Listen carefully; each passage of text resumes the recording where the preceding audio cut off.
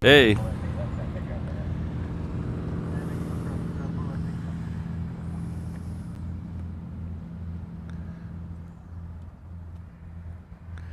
Good morning, everyone. I hope everyone's having a great Tuesday. It is very warm here already. I'm already sweating, and it's not even 7 in the morning. It's a little hot today. And I'm not just saying that to rub it into all the UK viewers who are going through a heat wave. It's actually kind of toasty out here this morning.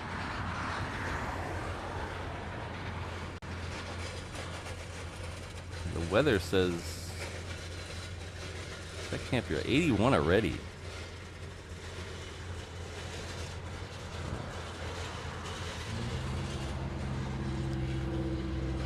Good morning, Alan. Rainbow Love. Sure, yeah, Rainbow Love. That's why I never look back in the chat. I always look forward. Hello, Brandon. Good to see you. I see Brandon has his rabbit back. So everything's switched back again, huh? I don't know what's going on with YouTube. They caused a bunch of drama over the weekend, and now it looks like it's back to the way it was. So I don't know what's going on. They don't tell us anything. If you think I'm hiding something or I have inside information because I'm a YouTube creator, I don't. They don't tell me anything. I'm sure if I was the, you know, Mr. Beasts of the world, or the Marcus MKB, whatever his name is. I'm sure if I was that level, they might give me a clue.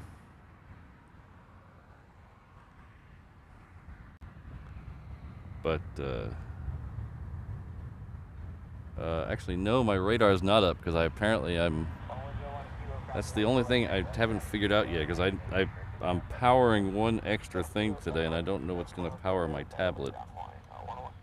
So I have oh.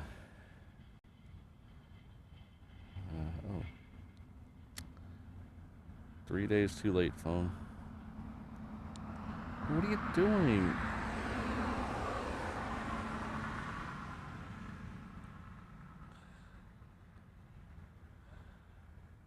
Oh, we have a queen on the downwind. That's good news. I love flight radar. I tell you, I love flight radar. But whoever designs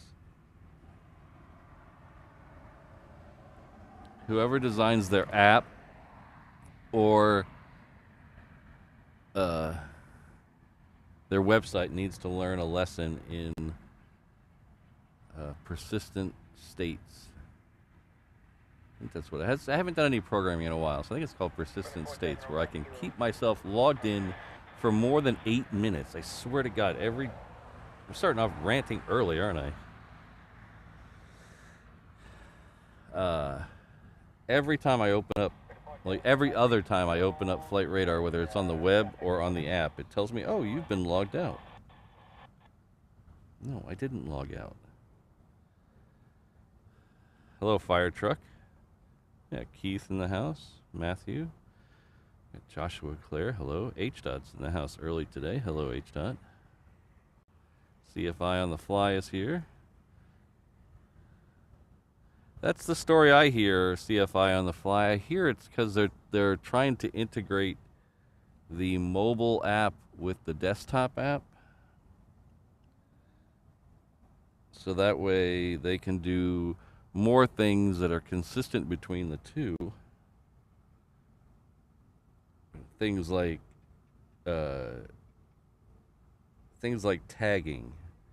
If you guys ever tried to use mobile, you cannot tag a person on the mobile device. I hear that's the #1 most requested YouTube feature.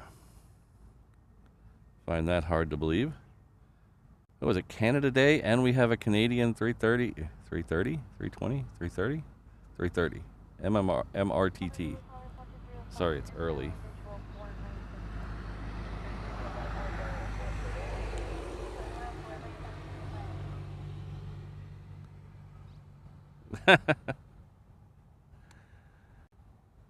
H stuff, that's funny.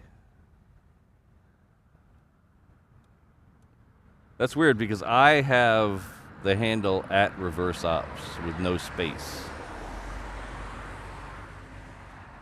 So that's, I don't have any numbers or anything. I just have at reverse ops.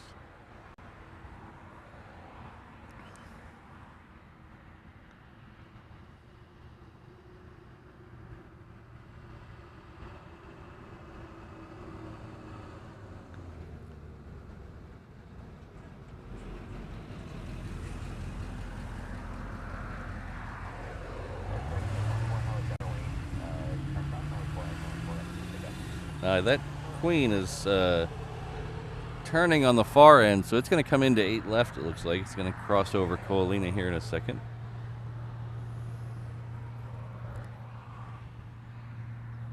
Hello, Christine. Good to see you.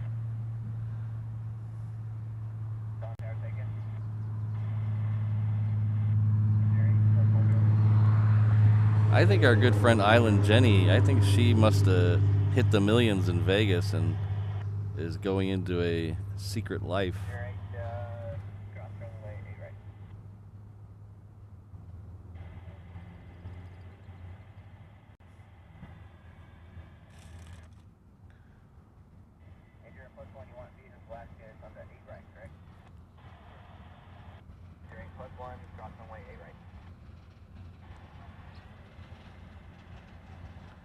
I cannot believe it's 81 degrees already. That's crazy.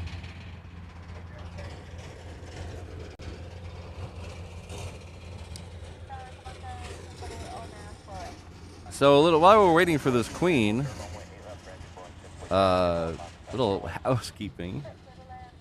Well, first of all, if you don't know who I am, that's probably for the best. But I'll tell you anyway. My name is Patrick. The channel's Reverse Ops. You are in Honolulu, Hawaii at Daniel K. Inouye International Airport.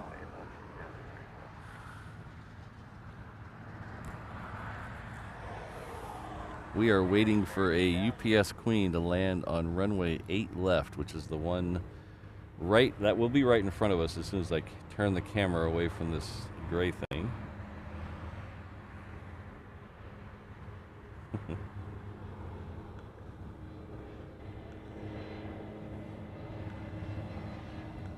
Mick T, that would be under the assumption that I know a Simply Red song.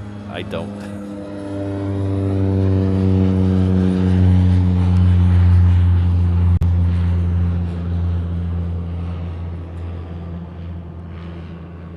Did they start say a curse word? I gotta scroll back for that.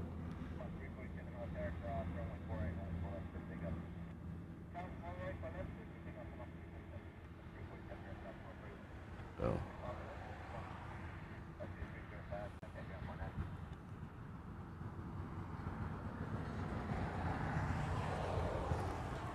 So I think the UPS Queen just turned its lights on, so I'll keep this rather brief. We're doing a weird string of shows this week because, was 2 reasons. I can't do Thursday morning. I have my doctor follow-up for my surgery on Thursday morning. Everything seems to be doing well, so hopefully he'll give me the all clear to go blow my nose again. I haven't blown my nose since before the surgery, and it's starting to get really annoying.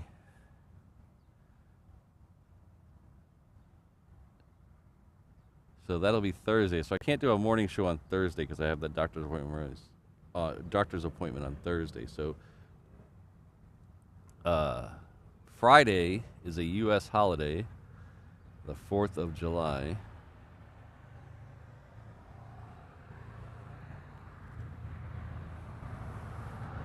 So we are going to do an afternoon stream. Early evening sunset stream on Friday.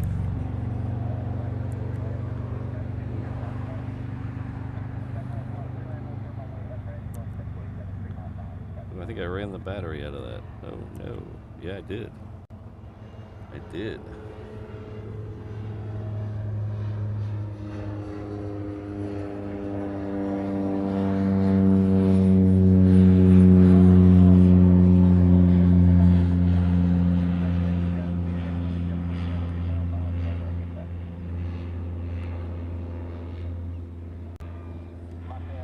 So on Friday we're going to do a stream that starts about 4 in the afternoon local time.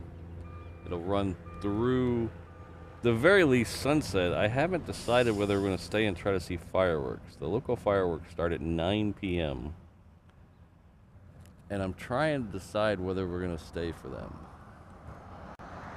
Because after about sunset, it's going to get really slow. You think this is slow. It's going to get really slow after sunset, so we'll see.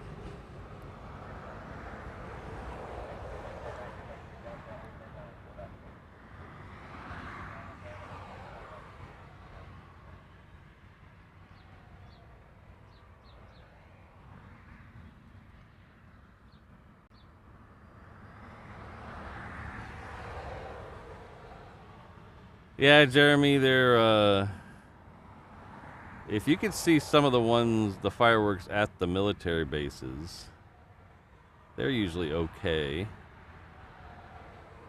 They used to have a really good one off Ala Moana, but they stopped that a few years ago.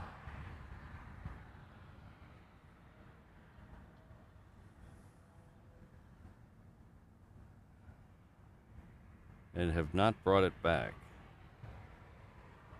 So the big one that used to be here.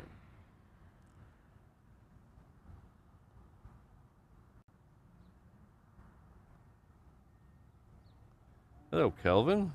Oh, from Narita. There's a Dreamliner coming. Oh, interesting.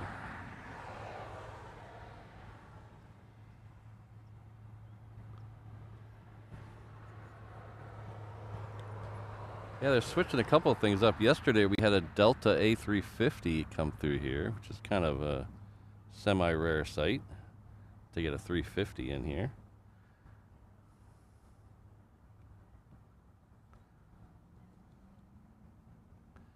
And then we have the new, if you're a local plane, we're not going to be able to stay for it today, but if you're a local plane spotter and you haven't seen the new Korean Dreamliner 10, it'll be here today. I believe about 10:45.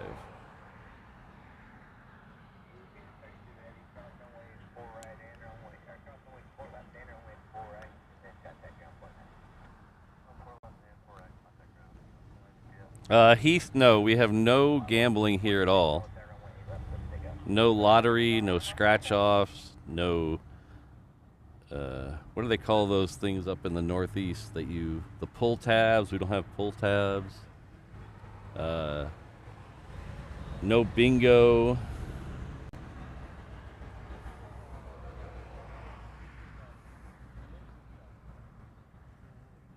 We got nothing. So, all that, the bad thing is people here love to gamble. People in Hawaii love to go to Vegas. So all that money just goes to Vegas.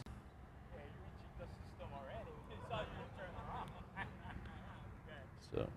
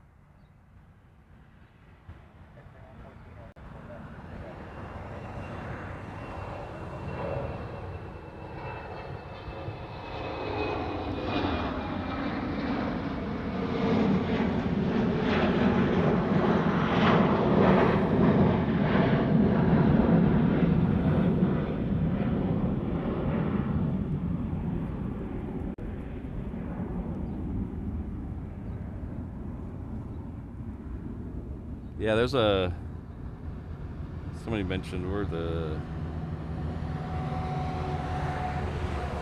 somebody mentioned if we live in Hawaii, we've already won the lottery. There's a saying. Oh, it's Bill. There's a saying. When I first started hearing it was when I first moved here. It's lucky we live Hawaii. People say it all the time. Lucky we live Hawaii. And when I first got here, I thought it was people being generally happy that expressing their joy that they lived in Hawaii. But then I noticed most of the time when people say it, it's when they get reminded of how expensive something is, or how it's hard to get stuff, or how it's hard to go places.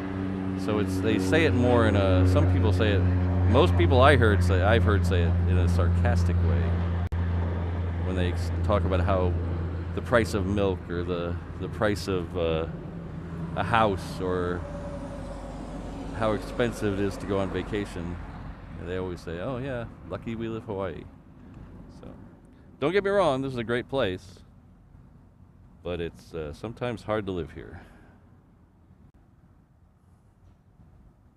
Thanks, Keith.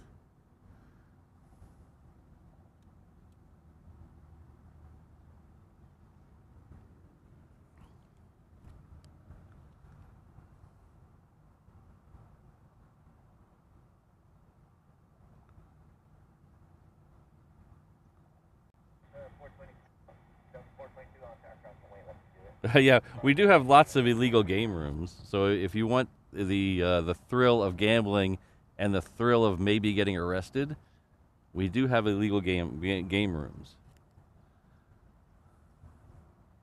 In fact, they busted one right by my work the other day, and I was like, "Hey, how come I didn't get the invite?" I was like, "Man."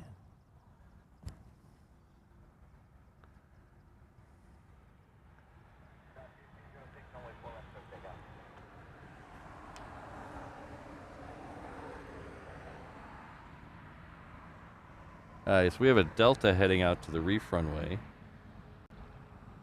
That one is going to head off to LA with the extra X. We also have a United that is in this shot here, but it's not. It's right there.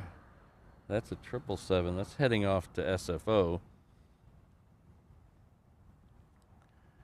But if you're in the chat and you're thinking, hey, I would love to live in Hawaii one day, and you're scrounging your pennies and you're like, I can do it, I can make it out there, my one piece of advice is to never have less money in your bank account than the cost of a plane ticket home. Once you get down to where the only money in your bank account is enough money to leave, that's your sign to leave.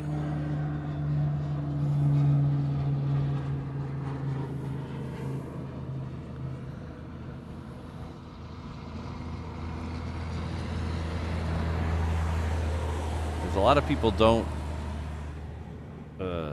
really know how hard it is to live away from a support system.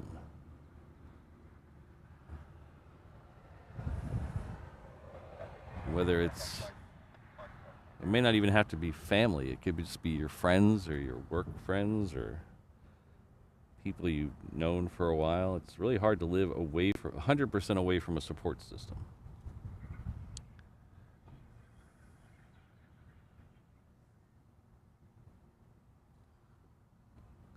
I was very lucky when I moved here. I wouldn't have made it 6 months if I didn't have the support system I had when I moved here. A friend of mine who I grew up with already moved out here and had gotten married. So when I moved here, I came right into a Hanai family situation where they took me in on holidays and get-togethers and everything, and really brought me into their family. So I was very lucky when I moved here. If I didn't have that, I probably would have left after a year. But having that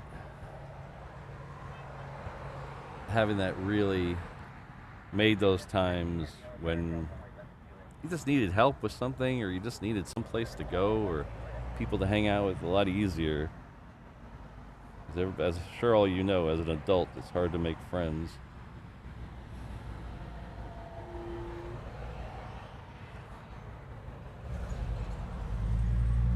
So if you don't know what a Hanai family is, it's an expression of people who aren't necessarily related to you, but you treat them like family. So that's the way I feel about this family that I'm with here.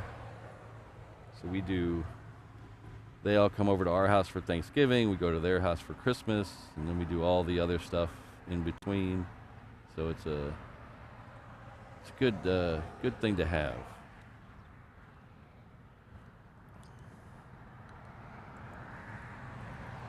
Our good friend Walt's in the house, celebrating 5 months at the 717 level.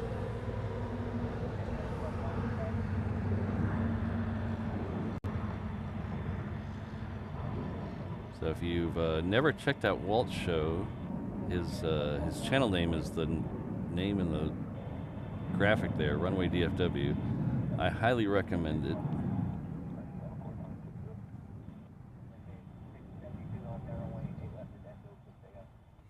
As the name says, he streams out of DFW. And he says, "Aloha, Patrick. Feeling better, I trust?" Yeah, I am feeling much better. The only thing is I can't blow my nose yet. I'm under doctor's orders not to blow my nose, which I never thought would be a problem until you can't do it. I hope you're feeling better. I was watching your show the other day, Walt, and the heat there in Dallas was unbearable. So I hope Walt's feeling okay as well.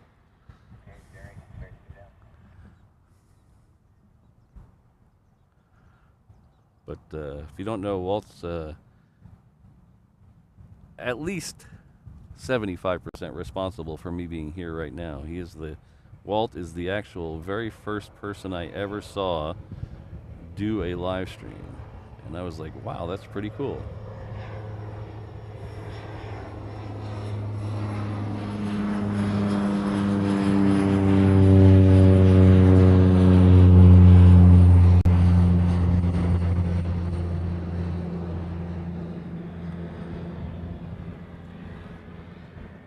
But thanks, Walt. And I think I saw you had a show this morning. You did a sunrise show, I guess.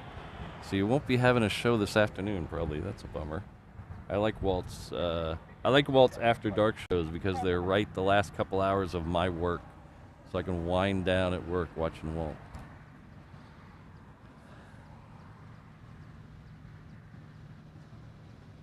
Oh, Corey, was it a test flight for the B-2 or did it actually leave? So I heard they were going to do a test flight before it left.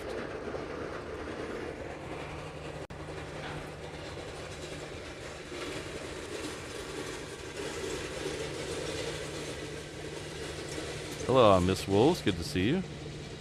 Got our O'Malley duck in the house.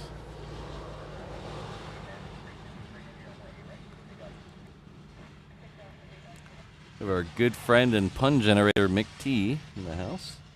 5 months at the 321 level. Says, thanking everyone for the gifted membership. So he's, sounds like he's been a recipient of a couple of gifted memberships, so that's good. I like that. I like it when the people who are in the chat a lot get the gifted memberships. That makes the world go round, I think. But thank you very much, Mick T.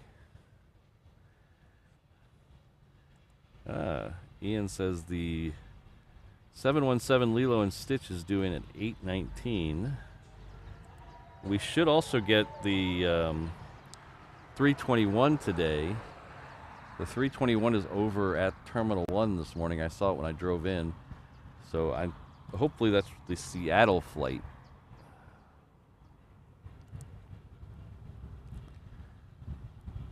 Or the Portland flight. We should have 2 of those before the show ends. Hopefully it's one of those.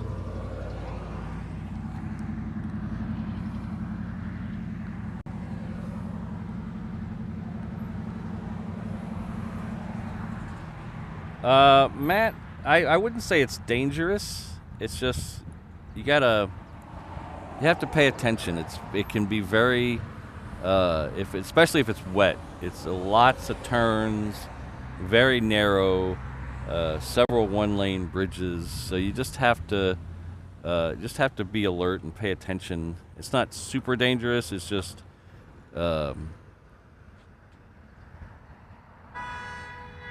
it's a lot of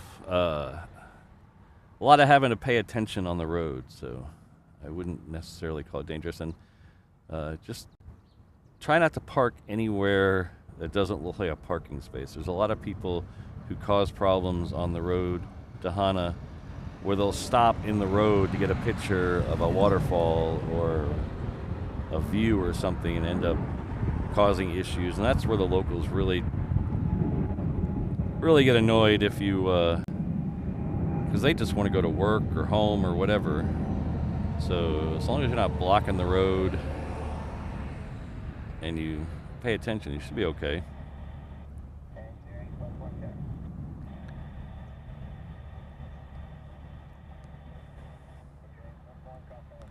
But make sure you book a whole day for that. Don't try to do it in a morning.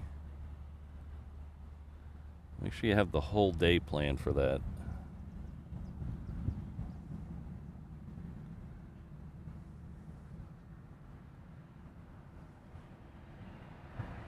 And if you're, I'm sure you're an aviation buff, which is why you're here.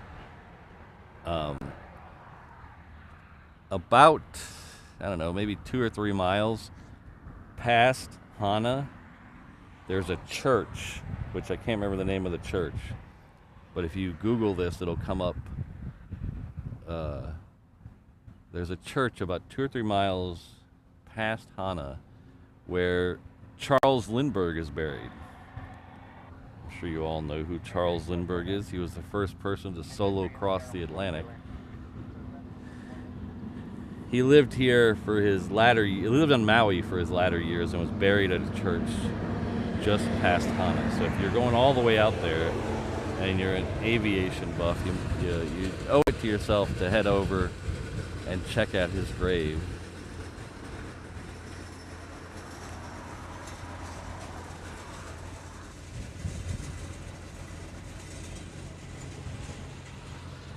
You know, it might be 2 or 3 miles past the national park there, so you might have to go a little further. I forget. It's been a while since I've been there. I don't think I've been there in 8 or 9 years.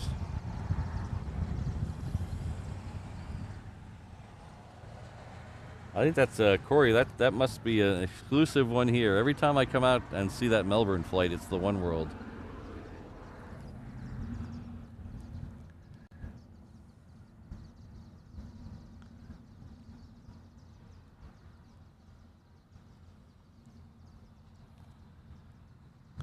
Yeah, there's some aspects to Lindbergh's life that might be a little odd, a little unfavorable. But if you just take his accomplishments and look at, that's the way I do. There's a lot of musicians out there that say some weird things, but I still enjoy their music. So I don't know. It's very tricky. I'm not saying wear a Lindbergh T-shirt and go to start a Lindbergh Appreciation Society, but go see his grave. It's worth it.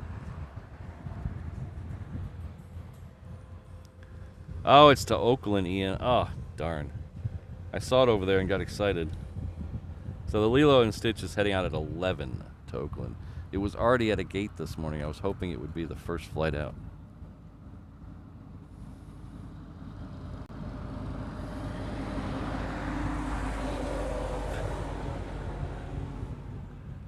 See, there's Mick T coming in with the puns. I don't want to say what that actually stands for on the stream.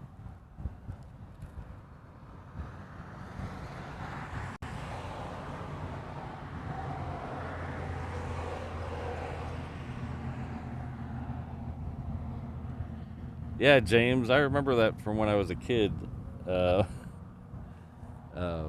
Seeing those, and that really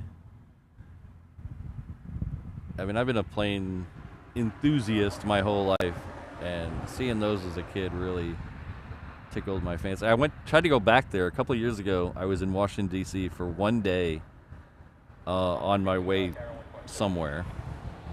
It was a Roger Waters concert, so you probably could have guessed that. But I flew into D.C. to meet up with a friend of mine, and then we drove up to Pittsburgh to see the show. But I had one day in D.C., so I wanted to go to the Air and Space Museum. And it was closed. The entire museum was closed.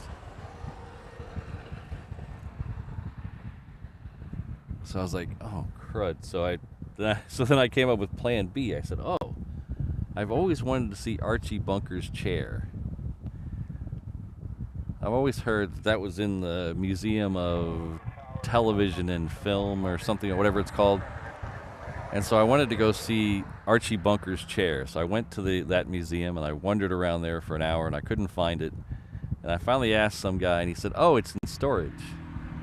We're redoing that part of the museum. And I was like, ugh, 0 for 2. Then he looked at me and goes, oh, we're taking really good care of it. And I told him I didn't think you were using it to prop open a door. I know you're taking good care of it. I just wanted to see it. So then I said, okay, how about we go see Dorothy's Ruby Red Slippers? Well, they were also redoing that part of the museum, so I couldn't see Dorothy's slippers. And then I was like, well, let's go see R2-D2 and C-3PO.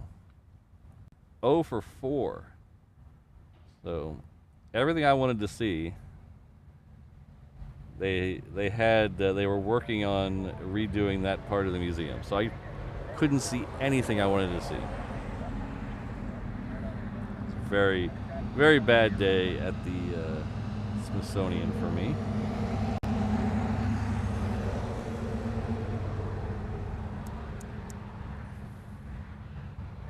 Sorry, wait, hold on. Sorry about that. I had to adjust something. I'm trying to get this tripod not to creep up. There it is.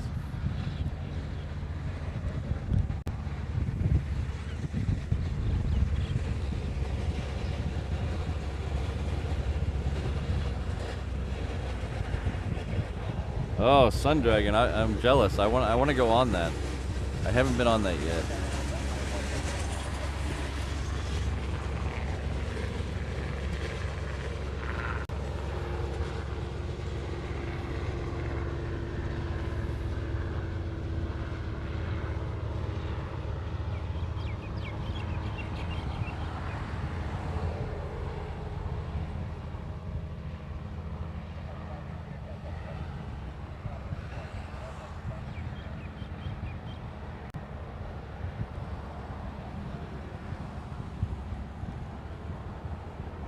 So I told that story about missing out on all that stuff at the Smithsonian to my friend. And he just happened to be, well, not happened to be, he was attending George Washington University, which is in D.C. remotely. So he went up there for his graduation the next year and then spent the whole day sending me pictures of all the stuff I couldn't see when I was there.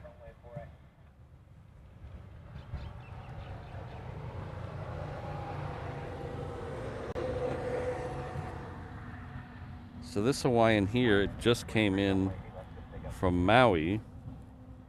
We have another Hawaiian at the end of the runway that's coming in, that's going to go out to Lehue.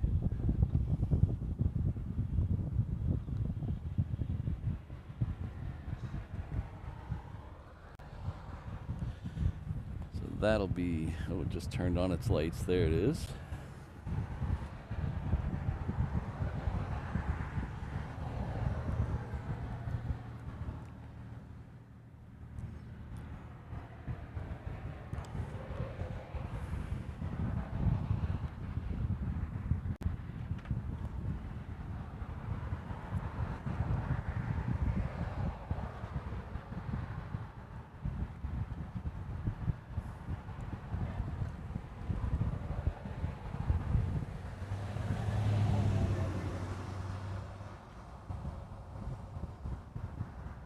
Exactly, Upper. I would expect nothing less from a lifelong friend.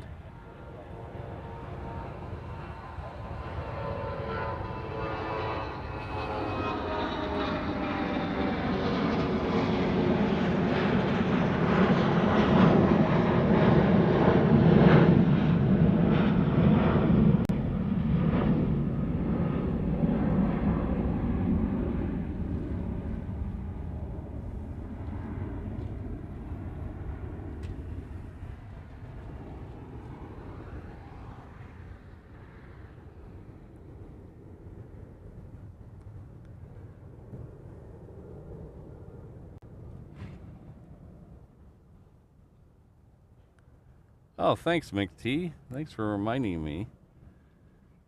Yeah, so, if you weren't here on Saturday, we launched a new thing. We're actually gonna.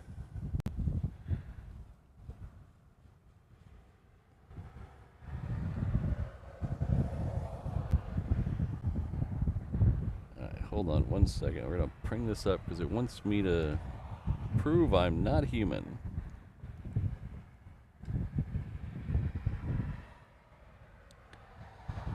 Okay, there we go. There we go.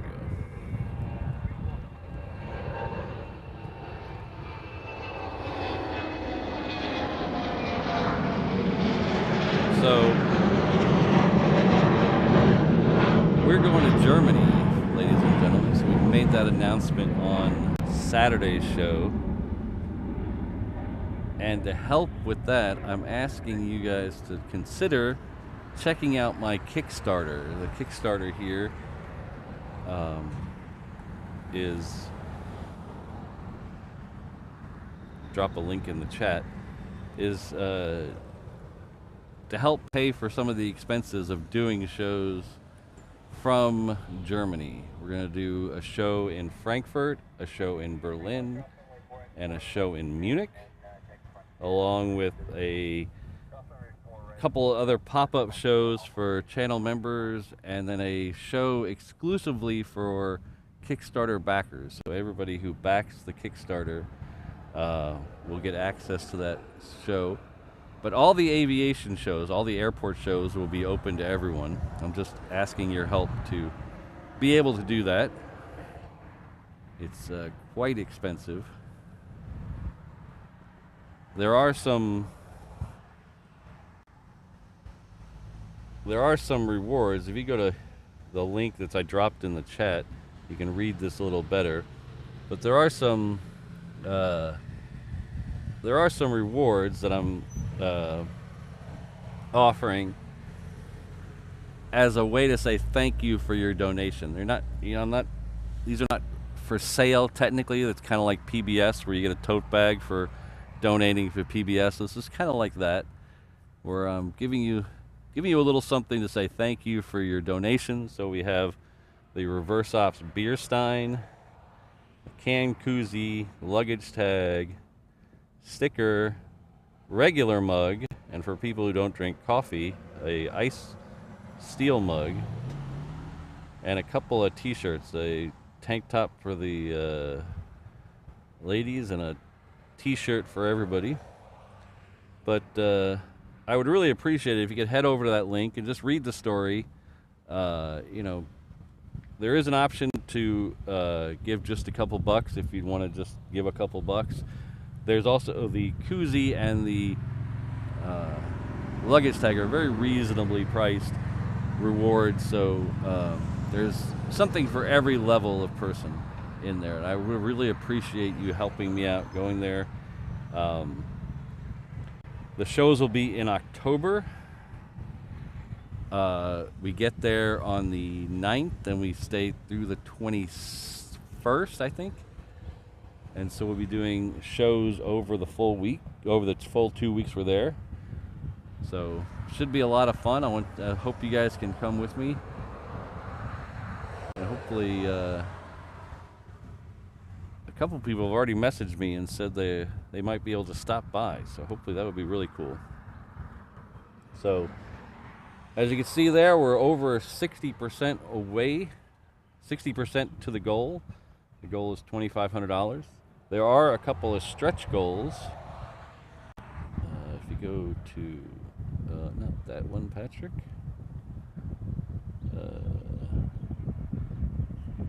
Here. There are a couple of stretch goals here, these 3 extra stretch goals. If we get to certain dollar amounts, we'll unlock extra shows.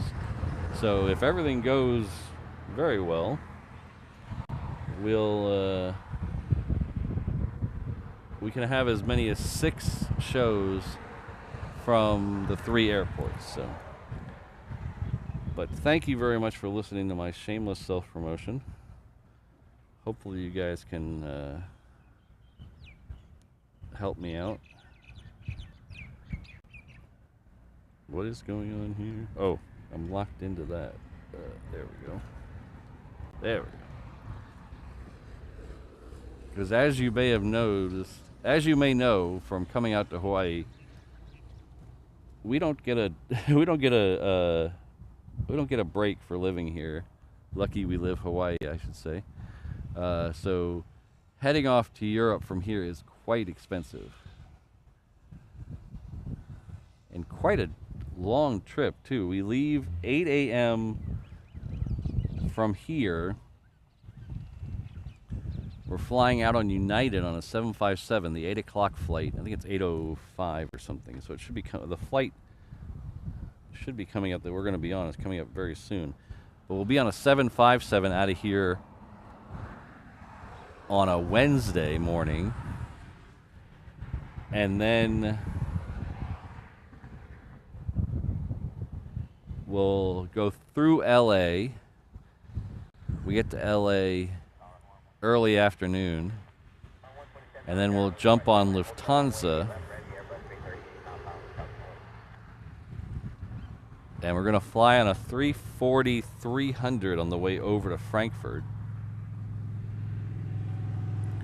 So that'll check that plane off the list. I've never been on a 340. And then on the way back, we fly back through ALX, but we're going to take a 747-800 on the way back. So we'll have we'll knock off 2 planes that I want to fly before they get rid of them, the 340 and the 747.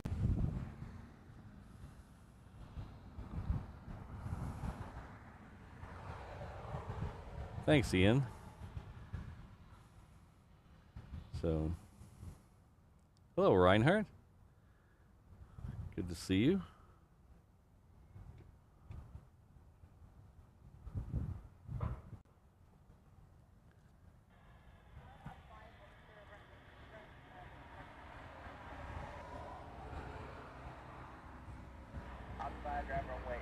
So there's an option on the Kickstarter to give as little as $1. So if you want into the Kickstarter backer exclusive stream for cheap, just head on over there. You can give $1 or more. More would be appreciated, but you can give as little as $1 and get into that extra stream.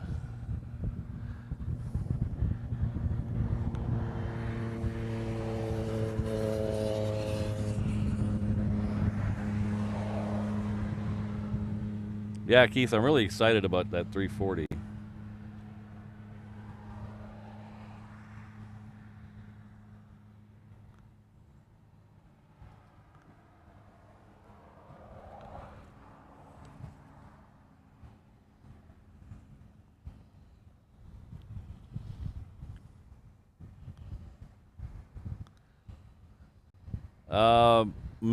Mike D, we're going to leave here October 8th. That gets us to Germany the afternoon of the 9th. And then we're there till, I believe it's the 21st.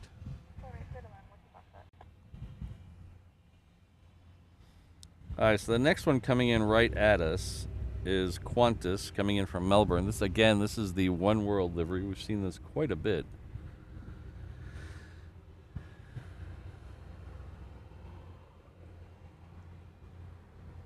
Oliver, you're switching teams?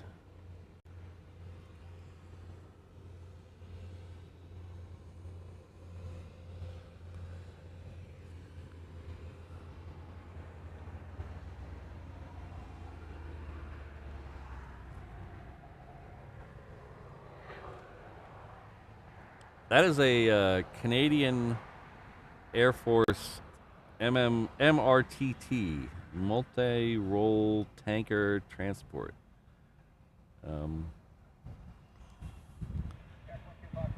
I don't know when it's leaving. I don't know how long it's been here.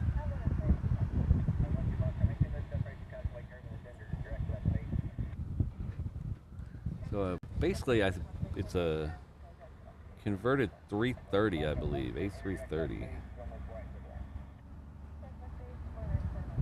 So unfortunately, Upper, Oktoberfest is not in October.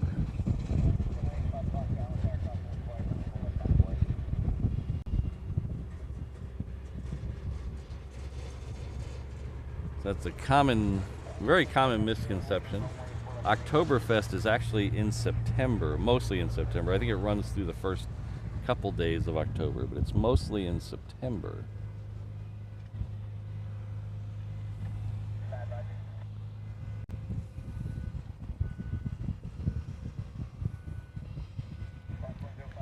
So we kind of planned this,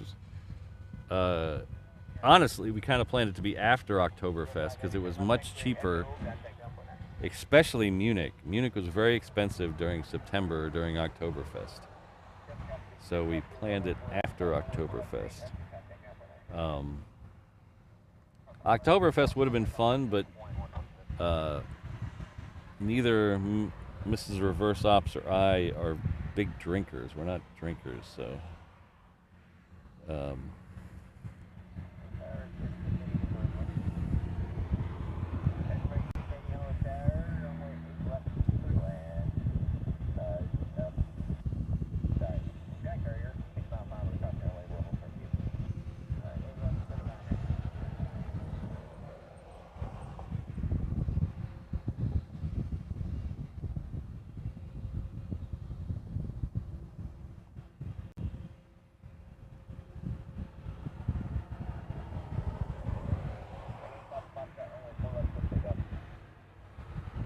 Yeah, Kelvin, I'm trying to wrap my head around. Luckily, I've never been in a situation where my team has moved and I had to make a decision.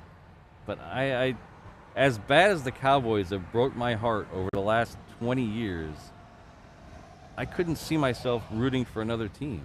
I couldn't do it. Same with the Rangers. The Rangers finally won the series a couple of years ago, but I mean, they were terrible my entire life. And I could not fathom pulling for another baseball team. I'm a Mets fan in the National League, but other than that, I could not pick another American League team, that's for sure.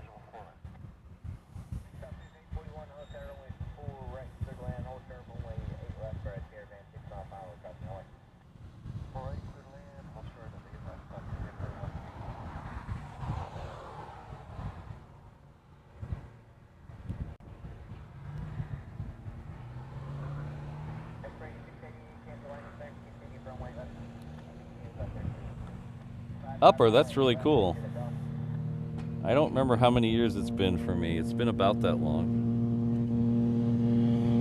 Maybe a little less, but it's been a while.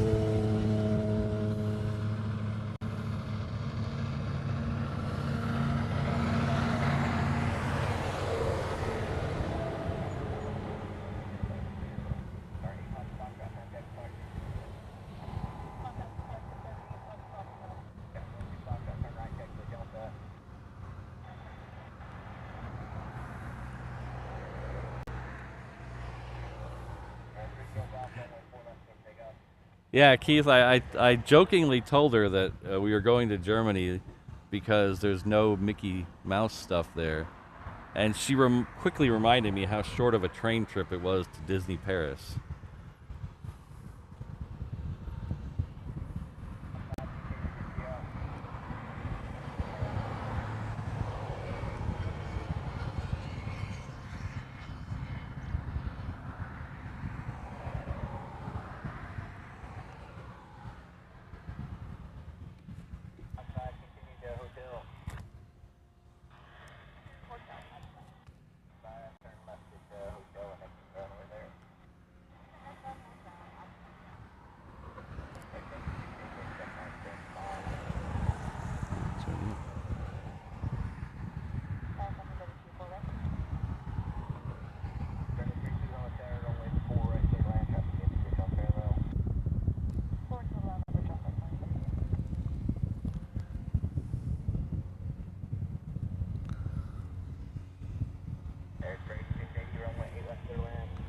So the next one coming in is a rather small one. It's FedEx. It's a Sky Courier. It's coming on 8 left. It's so small, I don't even see it yet. It's right at the end of the grass past the runway, and I don't even see it yet. Oh, there it is. There's the light. There we go. Little Cessna Sky Courier coming in on 8 left.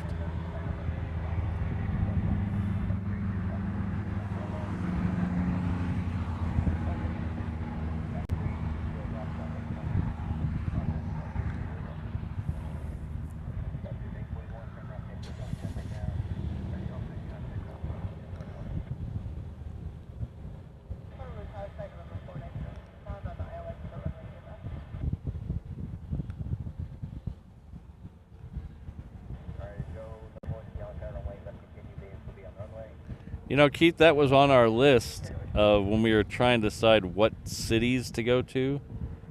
Hamburg was on the list for that and for some of the Beatles stuff. We wanted to go to Hamburg, but we just couldn't make it work because we wanted to do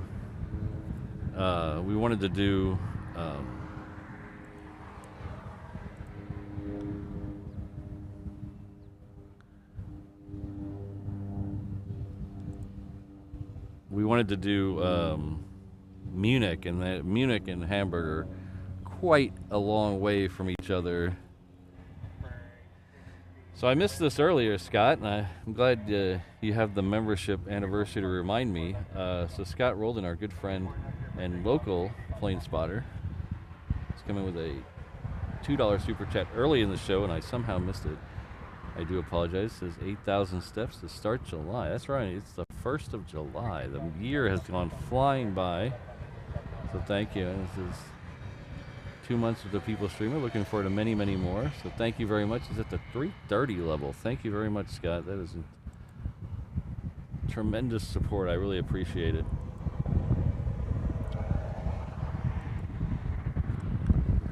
So Sky Courier is kind of tiny. We'll go to something just slightly bigger. That's the 717 down there at the end of the runway. That is making the turn. It's going to come right over our head. It should come right over our head. It is heading off to Maui.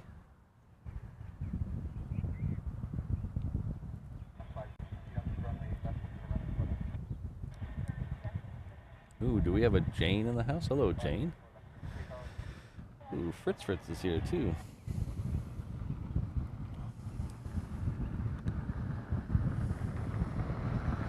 Well, Oliver, that's really all the thing is.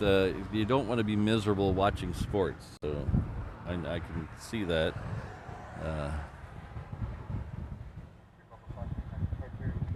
Honestly, I can. Lakers are one of those teams that seems like a lot of people are fair weather fan. I don't want to call you a fair weather fan because that's kind of insulting, I think. But there's a lot of people who glam on to the Lakers when they're good and then go. It's like the Dodgers or the Yankees. Everybody suddenly they get good and all of a sudden they're a thing. So I can understand.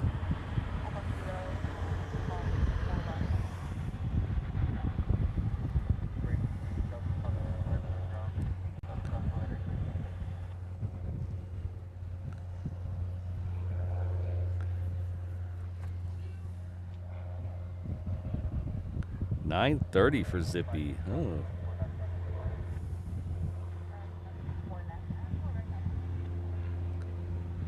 Oh, thanks, John.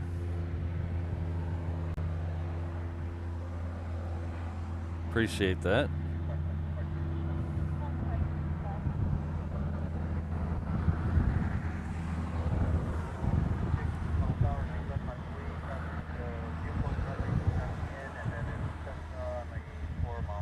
See, growing up for me, I was always the bigger Texas Ranger fan than anything else.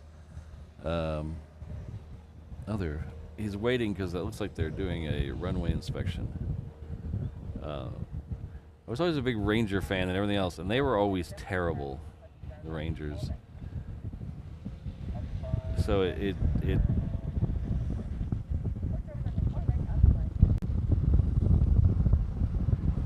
it gave me a perspective of sports that I think a lot of people, some people don't have. Like Yankees fans don't have that perspective.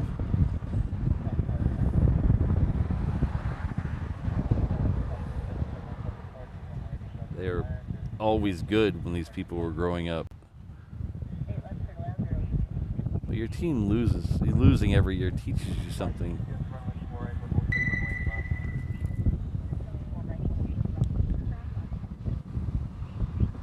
But I personally think the world was a much better place before the Cubs and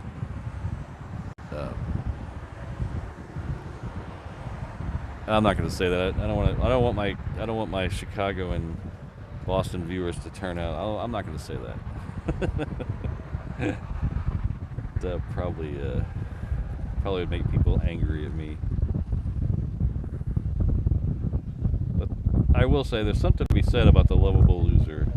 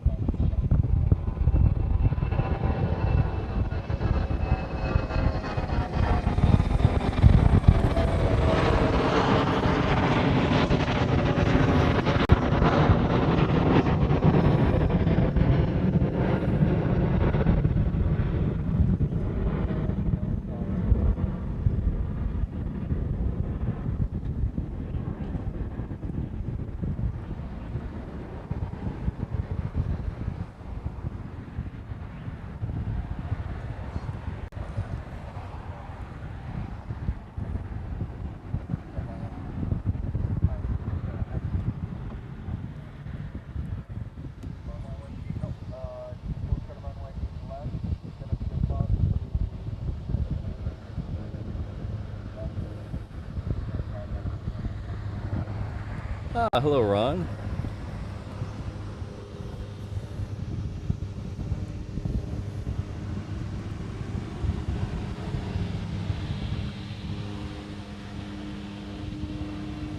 We have our good friend and moderator, Jane Chu, has gifted a reverse ops membership. Oh, it looks like Upper is the recipient, so congratulations, Upper. Please join me in thanking Jane Chu.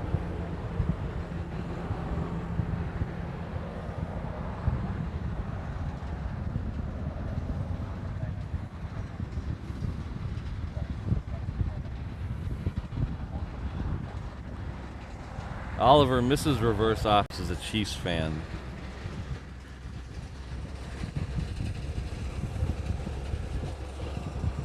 She went to school near there.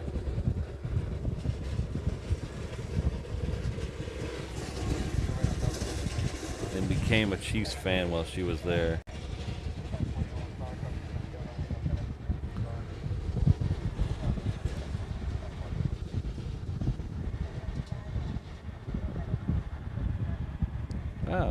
Orford Pierce Aviation in the house. Hello.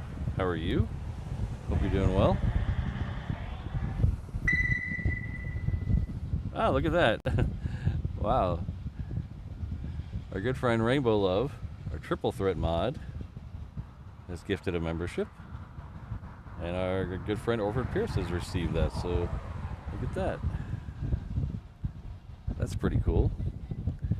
So please join me in thanking Rainbow Love. I appreciate it. Oh, he already beat me to it. There we go. Look at that. Hello, Kirsten. Good to see you.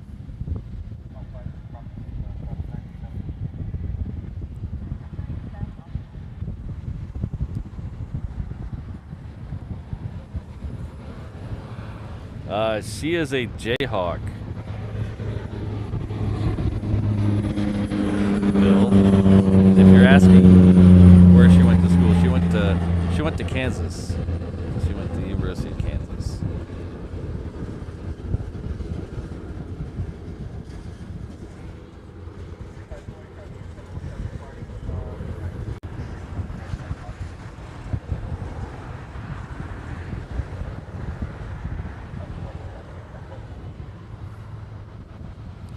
Doing all kinds of runway inspections right now. just did a 4 left. Probably did 4 right before that and I missed it.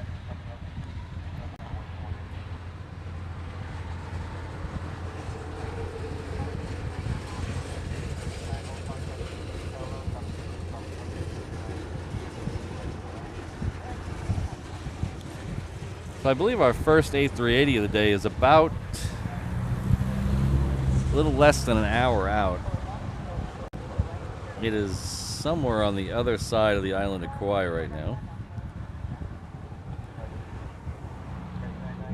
And then we'll get another one about an hour after that. So both of those should be in the show today. So if you're waiting for the A380s, they should be here today. Oh yes, Happy Canada Day, Kirsten.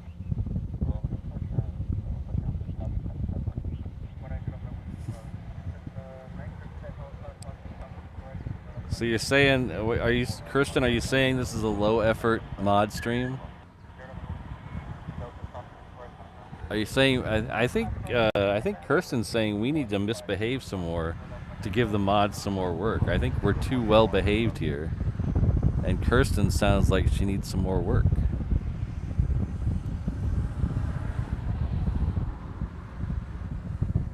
Hey, everybody, all caps.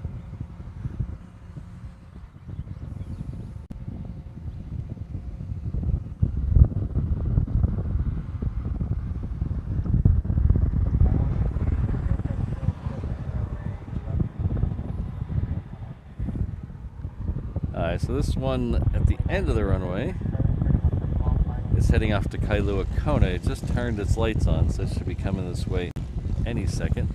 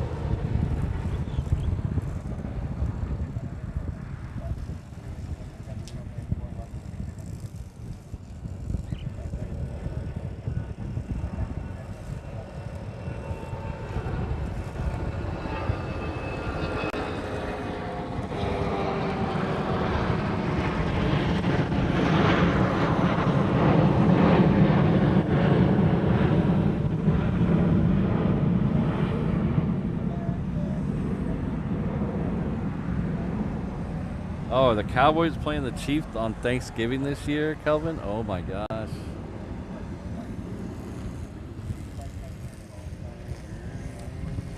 Calvin, I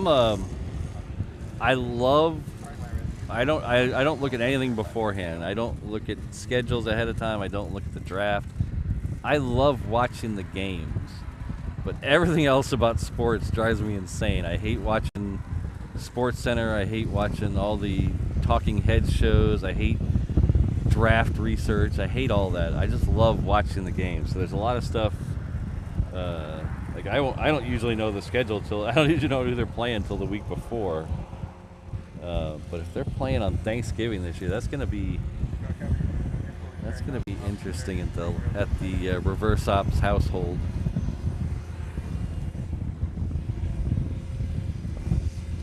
Southwest is next. This will be, I think, our first Southwest plane of the day, coming in from Maui.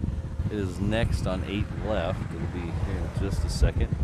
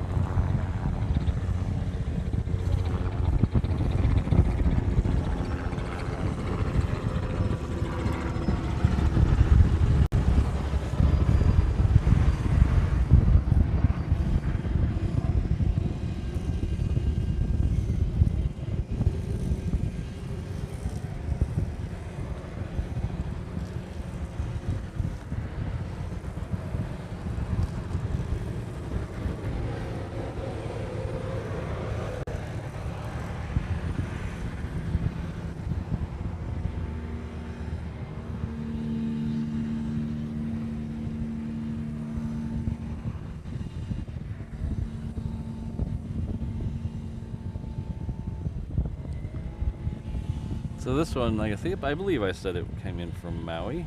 This is Southwest Flight 4086. That was Mukulele Airlines crossing right in front of it with the Cessna Cargo Master. Or, it's not a Cargo Master, it's a Caravan, right? Maybe. We should have a MUO 1 today.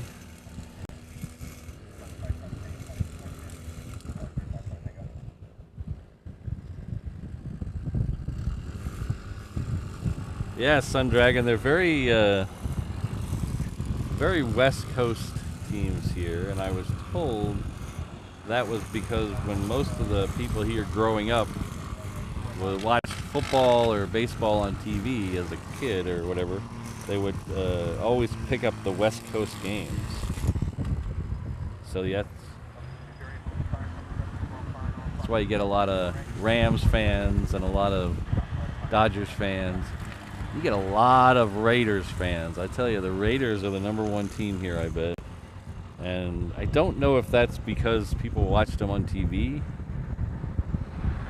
or the thug mentality of the Raiders. I think a lot of people glom onto that thug mentality of the Raiders. Oh, thank you, Rainbow Love.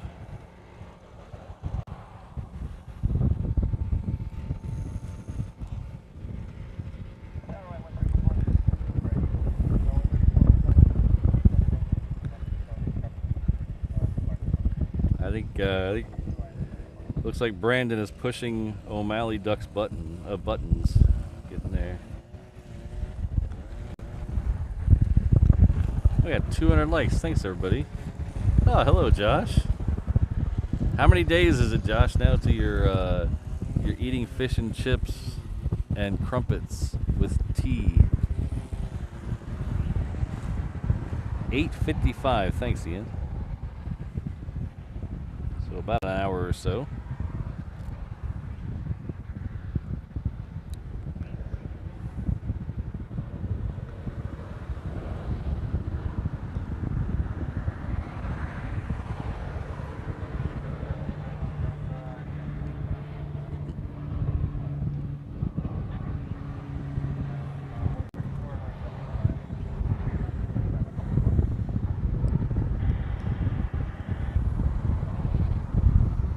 Yeah, I guess there are a lot of 49ers fans too, and San Francisco. Oh yeah, and the guy who used to own, I don't know if he still owns the Giants, was from here. He lived here, owned a business here. I forget his name. I got a hookup to Winter League games from him. They used to have the MLB used to have Winter League games from here, and I got a hookup from the secretary of the personal secretary for the owner of the Giants was the one. Owner of the Giants is the one who's kind of spearheaded the league out here, the Winter League, and I got a hookup to season tickets for the Winter League games through his personal secretary, through a friend of mine. It was kind of a 6th layer deal to get me these tickets. They were awesome though. And I used to work like 2 minutes from the stadium, and we just go down and I'd be almost every game. It was so awesome. Thanks, Orford. We'll see you later. Take care. Yes, there we go. Thanks. Is that Vicarious? I can't read. I'm not a reader. Vicarious Vegas. Thank you. There we go. I didn't know him. I'm not trying to like say I was hobnobbing, rubbing elbows with the elite. I knew a person who was good friends with his secretary, so that's how I got the tickets.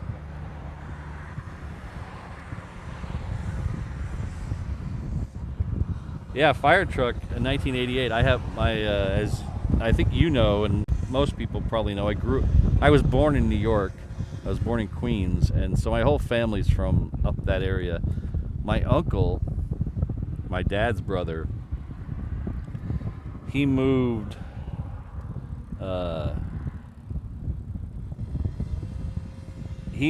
from Manhattan to San Francisco the same year the Giants moved from New York to San Francisco. And he always denied it, but my dad said everybody knew it was because he was following the baseball team.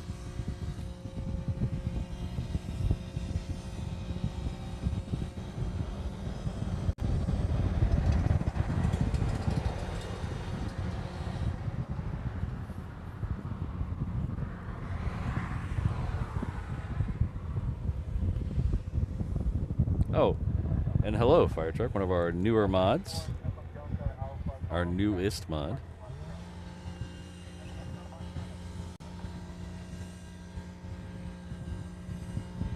I got David Zeising in the house. Hello. Hope you're doing well. You know, I feel bad. I saw you in the chat last stream and I forgot to say hello. I do apologize. I get distracted, and as you know, I get easily distracted. There is the Stitch plane. This is Stitch throwing the shaka. If you don't know, the shaka is kind of the hang loose sign.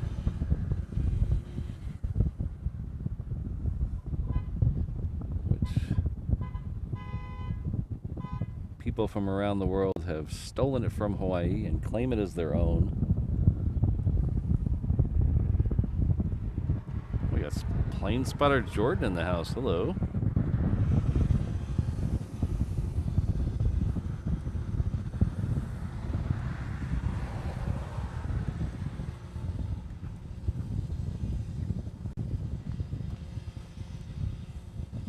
$117 degrees. It is. Let's see what it is here. Let's see what the weather forecast says. Dun dun dun. 81. It hasn't changed since we've been on the air. It's been 81 degrees since 6:45 this morning. It was very hot early today. As soon as the sun peeked over the mountains, it got hot. But that is nowhere near 117 degrees. Jeez.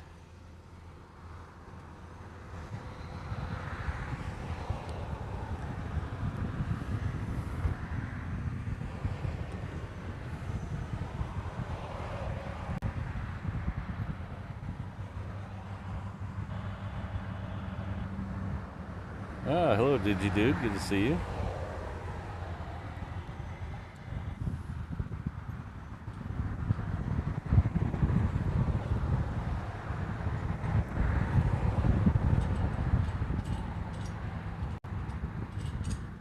Ooh, breakfast sounds really good. I am hungry.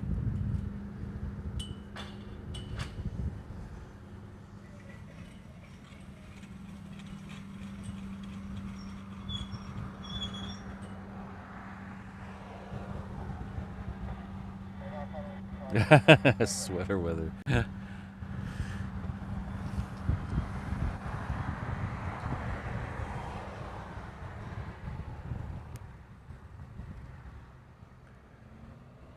So that is Alaska. It is flight 824. It's headed off to Seattle. This one used to be called flight 888. I don't know why it changed.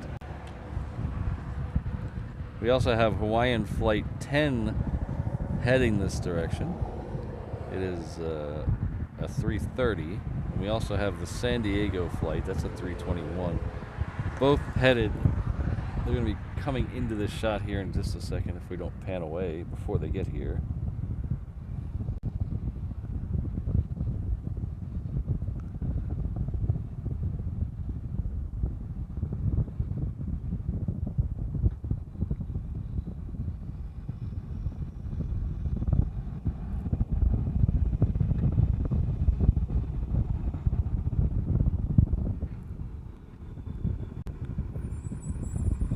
Did the stream freeze for everybody or just Corey?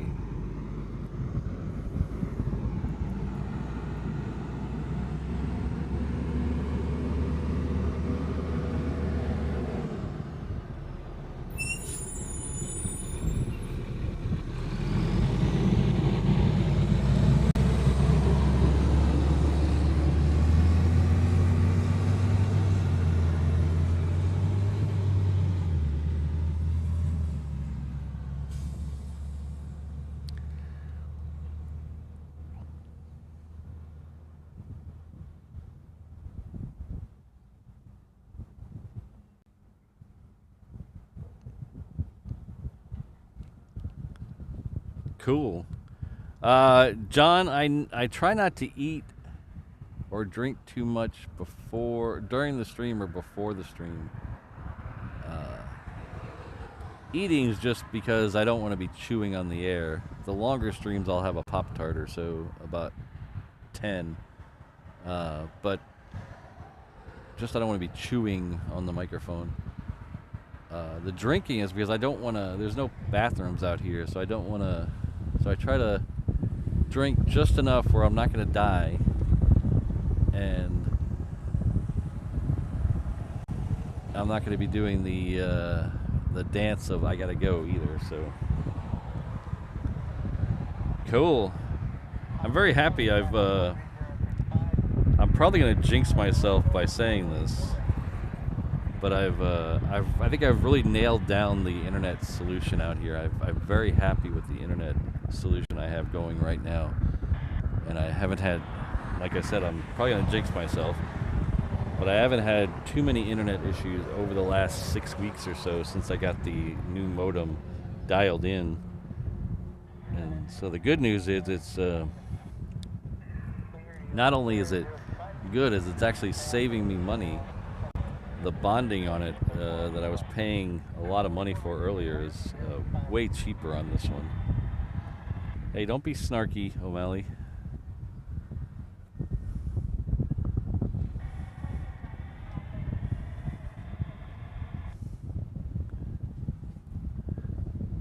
Remember, I think I'm the only one with the power to time you out, so watch it.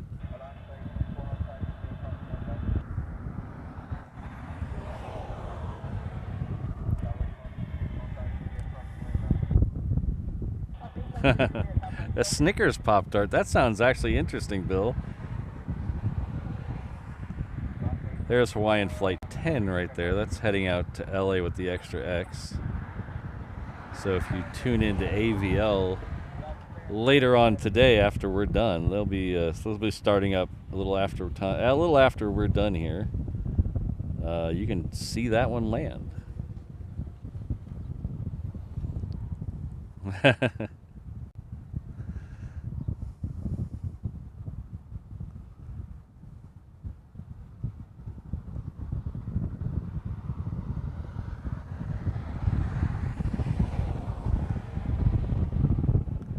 And you might also see O'Malley being snarky on that stream as well, because I just learned that Kevin is stealing O'Malley from me, so he's now a mod over there as well.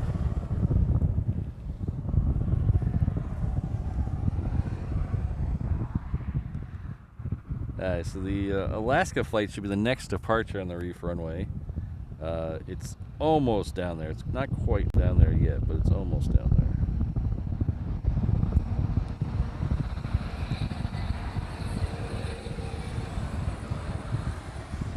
See, Walt was in the stream earlier, and we do our stream a little backwards than Walt. Walt has his chat extravaganza at the end. I do mine at the beginning when it's really slow here, and then about 8 o'clock things will start to pick up. So we start with the chat here.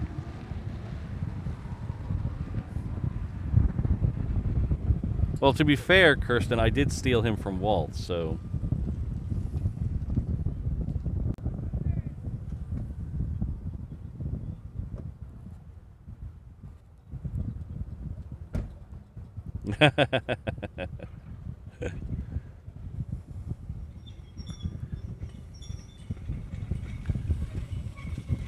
I was watching her in JFK. I think she's got a future. Oh, on the 24-hour stream too. She's got a future being a Rudy. She could definitely be a Rudy on someone's stream. She's got that down.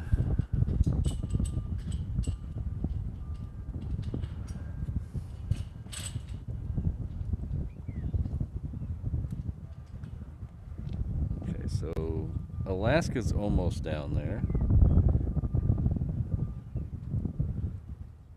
Oh, now I'm really getting hungry. Oh my God, guys, you guys are killing me. We have a FedEx triple that's about 25 minutes out. That's coming in from Memphis. Then we have the DHL triples behind it.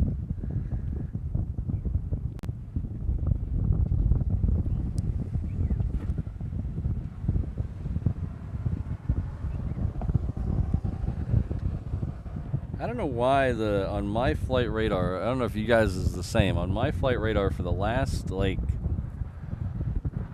I don't know, maybe 2 months, the A380s don't show up on flight radar until they're very close. I don't know why that is. If you just browse for them, I have a filter on, so they don't have the, oh no, I don't have the filter on today either. But they don't show up on my flight radar until they're about over Kauai.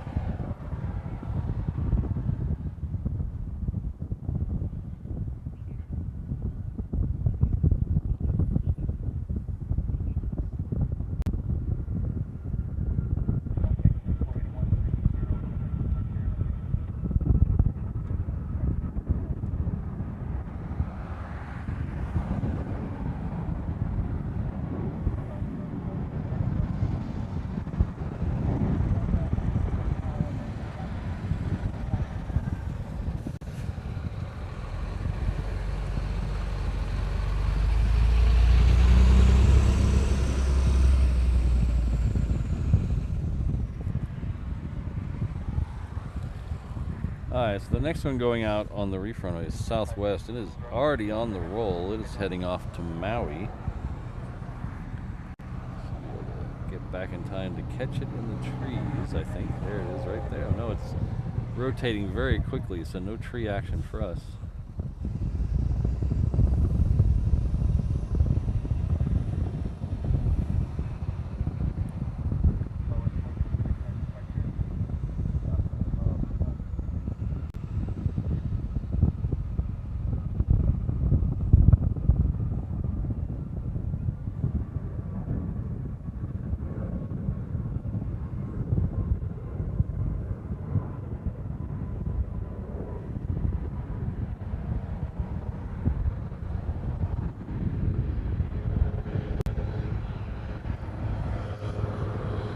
Stay on this side because we've got Hawaiian Flight 10 going out next. I don't think anything else closer to Phoenix. Let's see if I can find. I don't know why I can't find nothing but helicopters over Kauai. Yeah, it's weird. On my flight radar, the next flight past Kauai is 51 minutes out. It's coming. It's a Hawaiian coming in from Tokyo, and then there's nothing until the Southwest that's just off the coast coming in from Lehue. There's nothing, and I have no filters set or anything. Feral chickens everywhere. It used to be Kauai was the place you saw all the feral chickens. The story I heard was when Hurricane Aniki came through, it blew over all the chicken coops and they just got out, so there was feral chickens everywhere. But now all the islands have feral chickens everywhere. They even had to pass a law that you can't feed feral chickens. It's illegal to feed feral chickens here.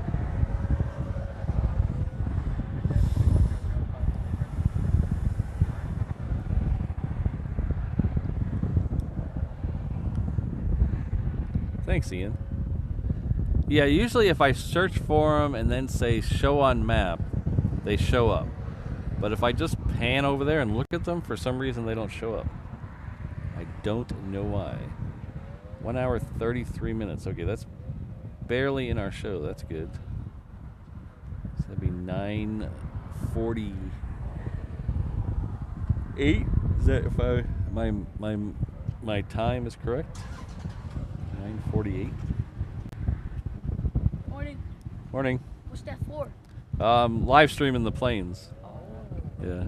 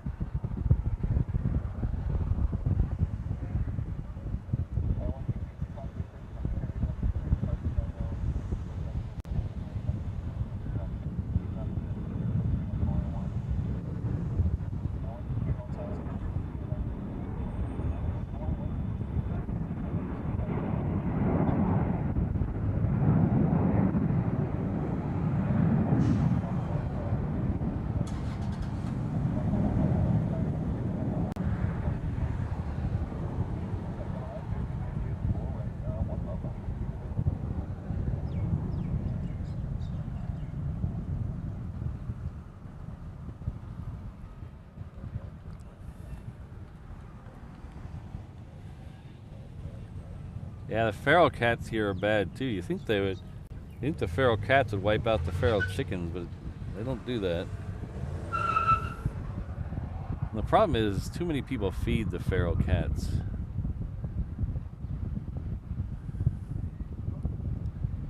And then the cats attack the Hawaiian monk seals and pass on a disease.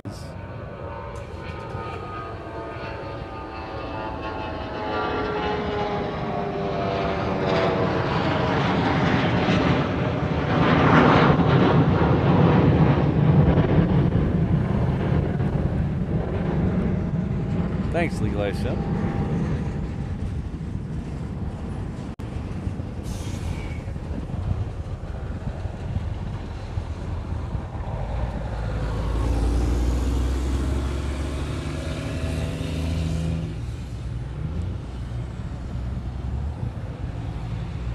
There's a lady who worked at where I work now. So I've been there almost 12 years or so. She left like a year or two into me working there. So she's been gone 9 years or so.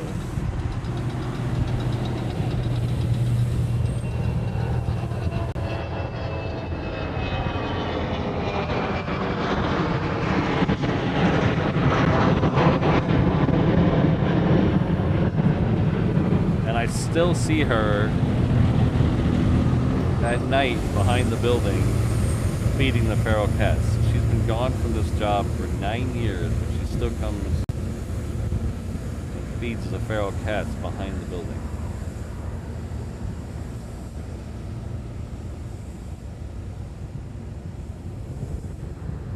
Oh, thanks, John. Let's get a C-17 lit up. Oh. Legalized Simp is in there too. We got lots of people giving the information. Cool, I like that.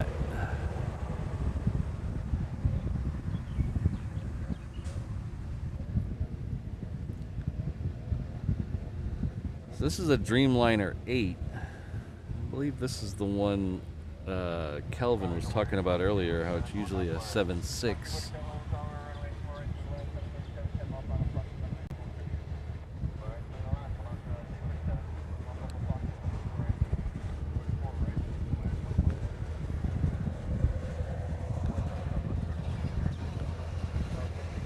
Ah, look at that. The Kickstarter has updated. So I can't see who did it right now, but one of you out there contributed to the Kickstarter, and thank you very much. I really appreciate it. If you just got here and you don't know what the Kickstarter is, the channel is going off to Germany to do some shows later this year in October. We're going to do shows from Frankfurt, Berlin, and Munich.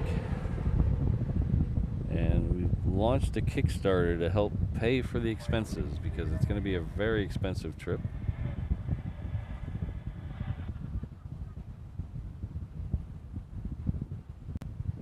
Ah, okay. Thanks, Brandon.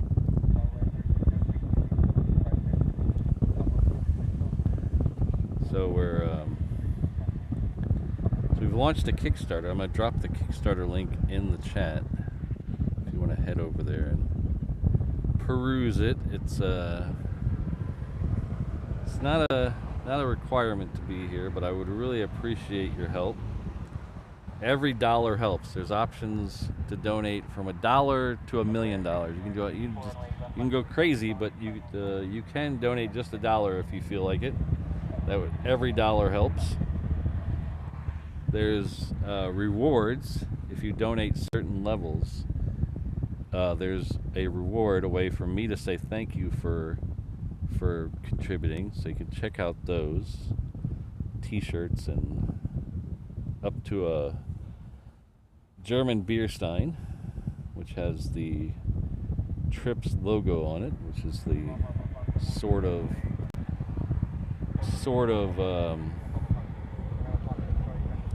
Lufthansa logo that I might have got some inspiration from.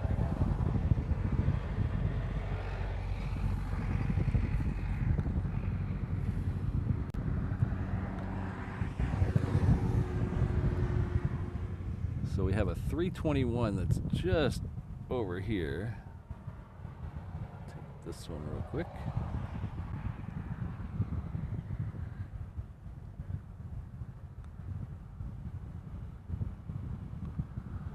We have a Southwest on 8 left that will, as soon as it gets moving, we'll swing around and get it.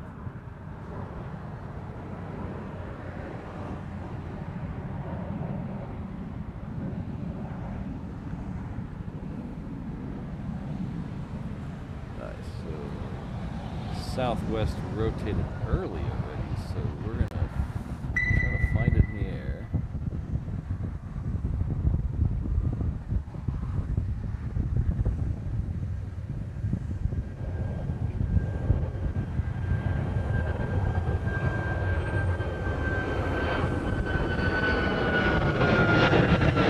Straight over.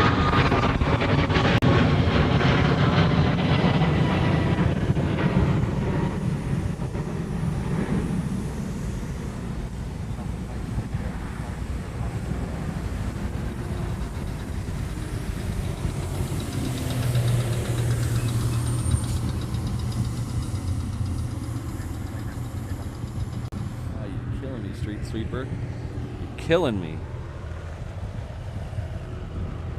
There's a street sweeper going by. Ugh. Blowing up dust everywhere.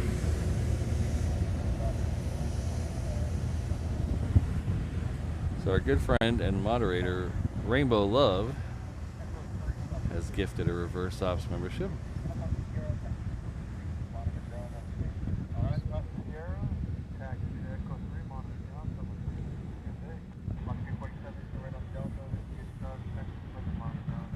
Looks like Steve is a recipient, so Steve, please join me in thanking Rainbow Love.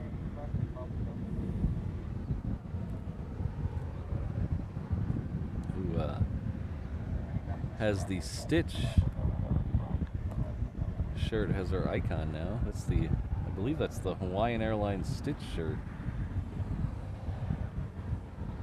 If you ordered one of them, I got my shipping notification yesterday on the shirt.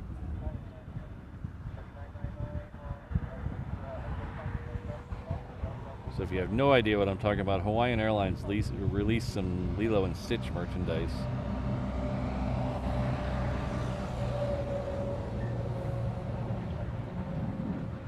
The other day.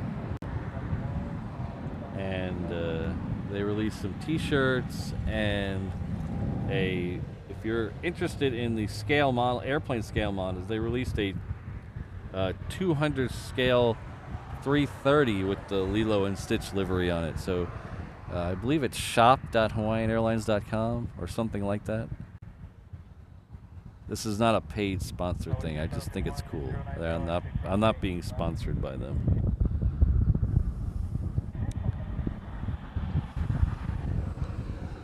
So this United here is heading off to LA with the Extra X. This is the flight I'll be on in October.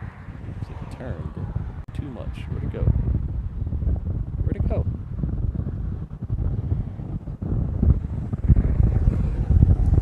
Okay, am I blind or what?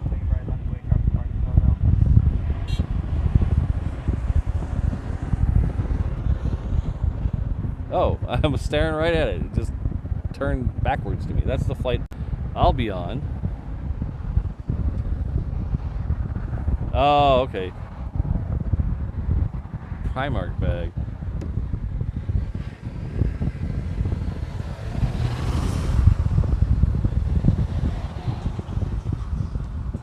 But thank you very much, Rainbow Lady, even though it's not the shirt. You got me talking about the shirt, but if you like the model airplanes, go over and check that out. It's pretty cool. It's a pre-order, so they're not shipping them those yet.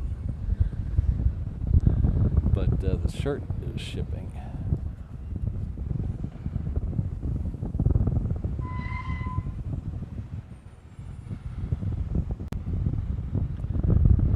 Alright, so the next one out on the reef runway is the Southwest. We also have a Southwest coming right at us. So we'll take the one coming right at us first. Then we'll take the one on the reef runway.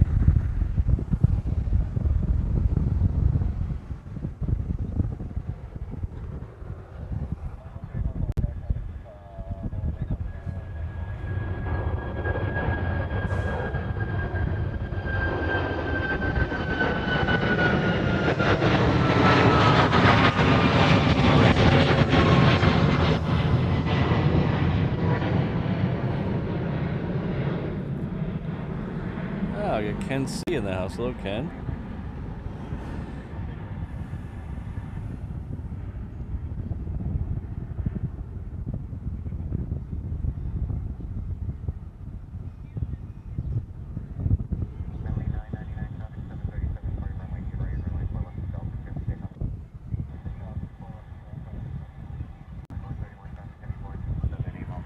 It's not, John, it's not too bad right now.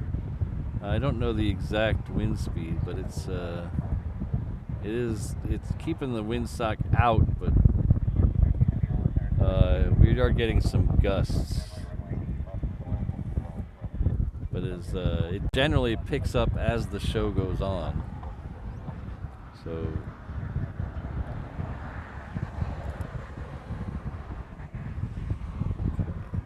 for that Southwest. It's heading off to San Diego, so oh, there it is right there, coming through the trees.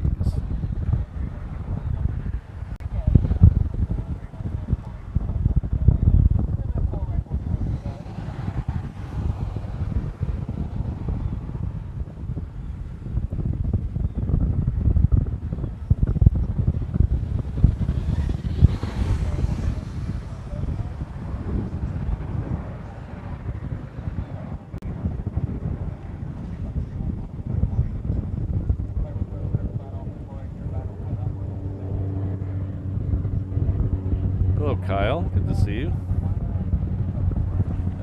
So we should have a... Are you trying to lose your job, dude?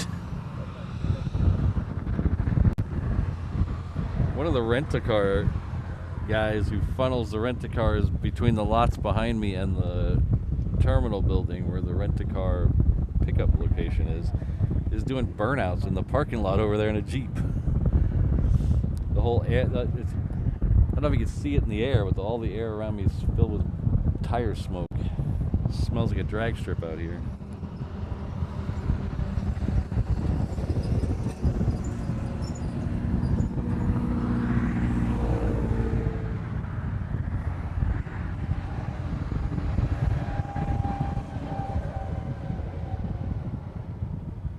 I can't read your name, but I don't get that. But hello anyway. Sorry, I can't read your name.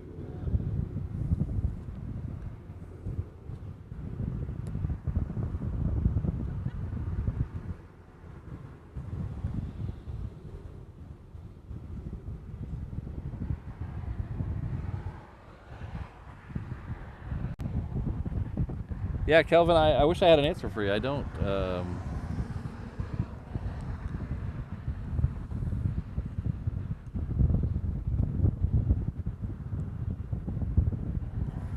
Alright, so that 777 should be next. That is a FedEx 777 coming in from Memphis. It should be in this shot, but really tiny. Just keep zooming in until we find it. There it is.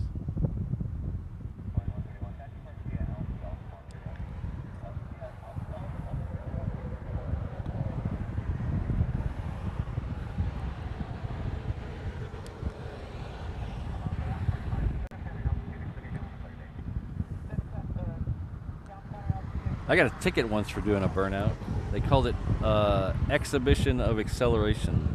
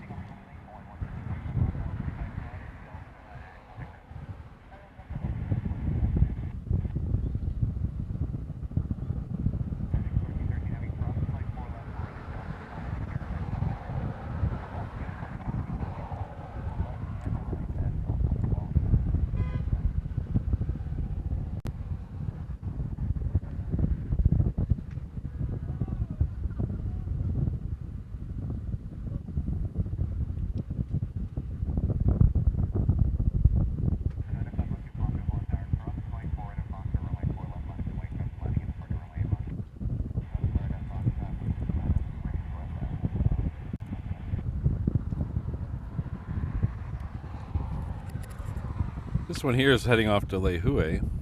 Lehue is on the island of Kauai. It's one of the two major islands west of Oahu. There's a ton of other islands out there, but two major ones.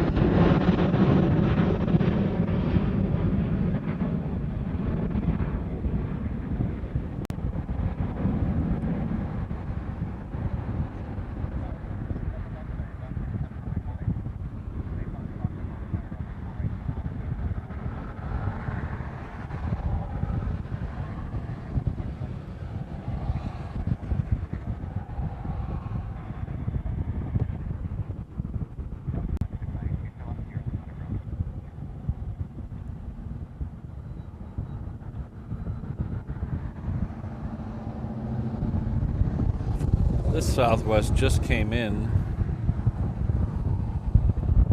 from Hilo. It is the Mua 1. This is the Southwest State of Hawaii livery.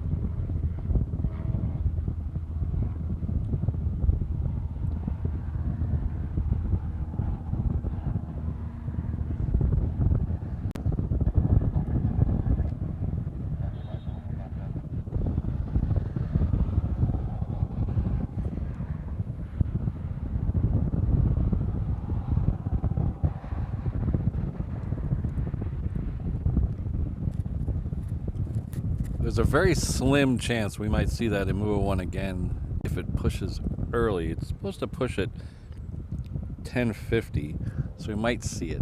Probably that might be just a couple minutes too late.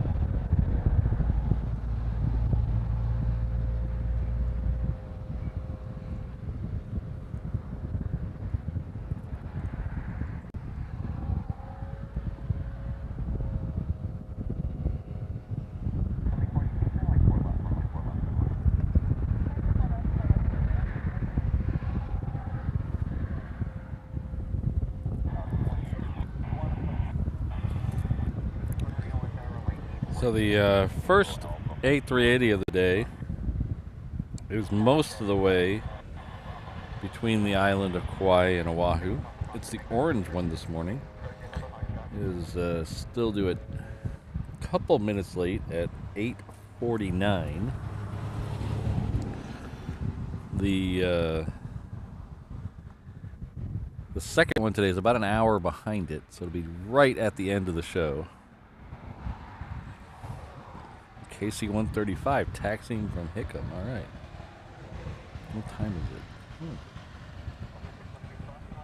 Oh, there's Hoku 61. There he is right there.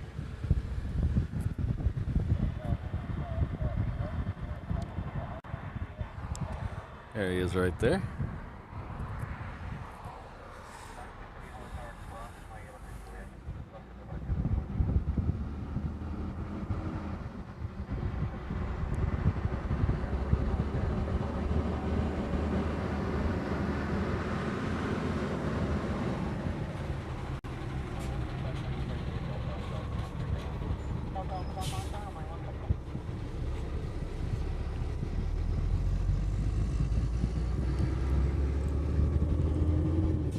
So we'll catch that on the reef runway here in just a minute.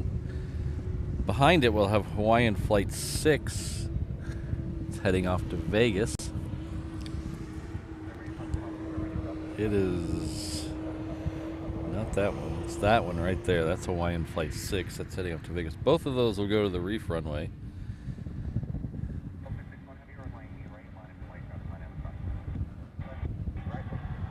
All right, take care, Keith. We'll see you soon.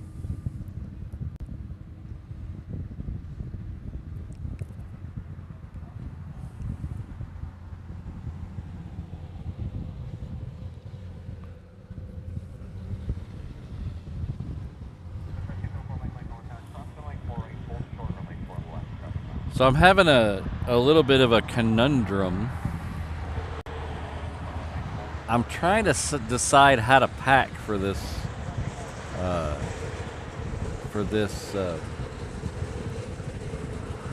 trip to Germany.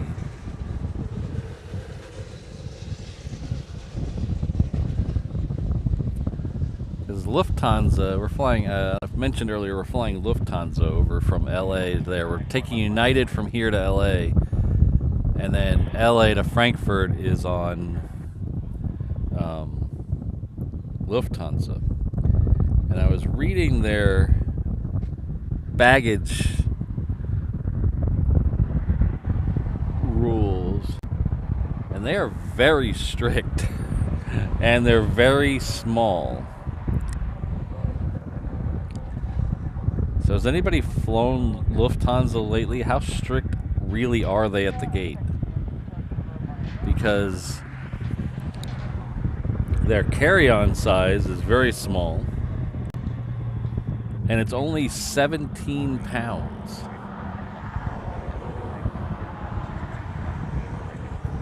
American is 25 for their carry-on, 25 pounds.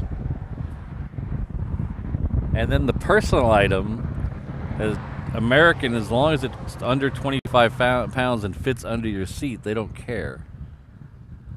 But Lufthansa, it has to be, I think it's 10 by 9 by 4 inches. That is really small for a personal item.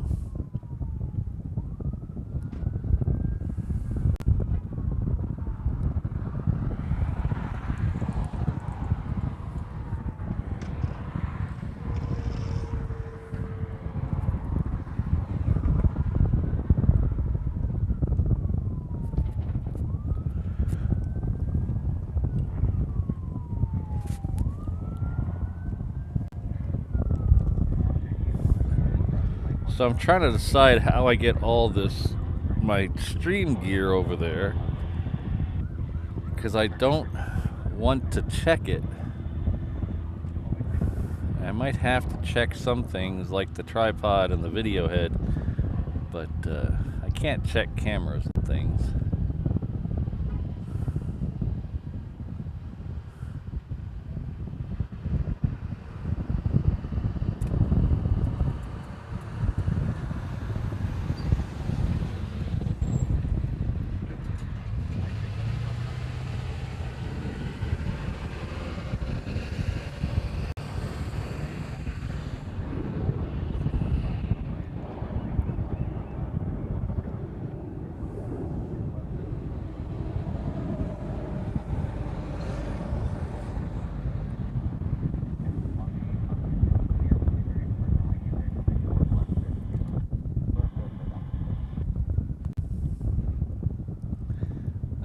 hang out on this side for Hawaiian Flight 6.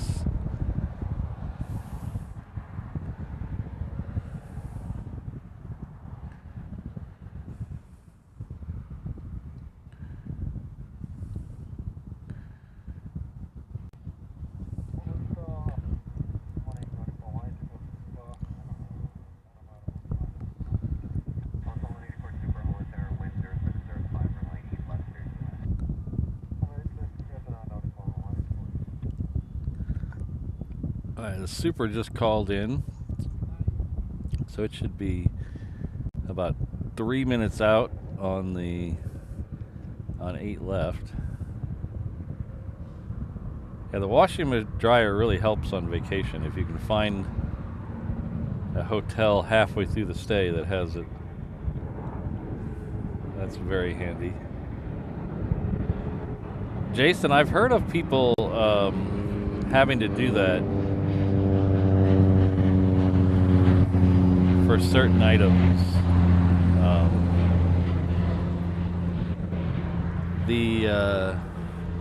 My travel kit that I use to travel stream doesn't look like a professional videographer. It doesn't. I mean, I don't bring my big camera, and I don't bring that stuff. But I still have.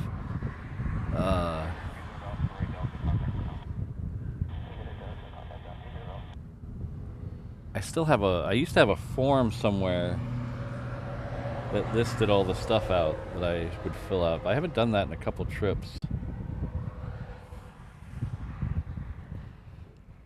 Because the first couple times I went over there with a lot of stuff, I'd get really paranoid. But the last couple trips have all been to the UK though, so this is different. We're flying to Germany. All right, John. Give it a wave.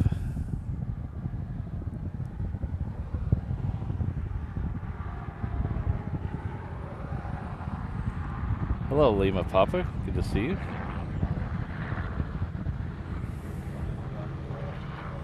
Yeah, I wouldn't even begin to want to know how all the stuff they took. Holy cow, they must have paid a fortune in extra baggage fees. Of course, I think the first time they went, they had 3 people to divide all the stuff out, so that probably helped.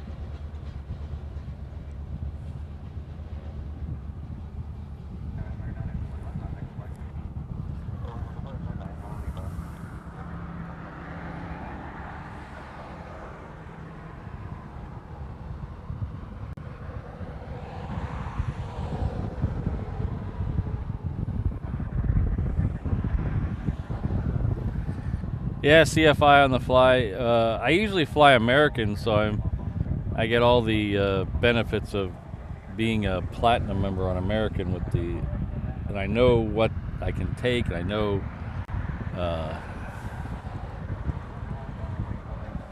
the limitations and what I can push and what I can't push, but this is the first time I've flown United in forever, and the first time I've ever flown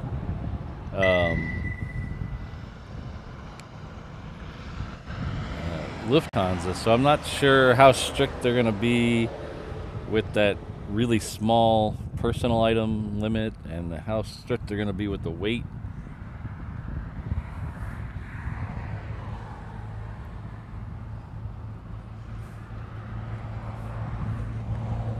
On American, I've never seen them weigh a bag.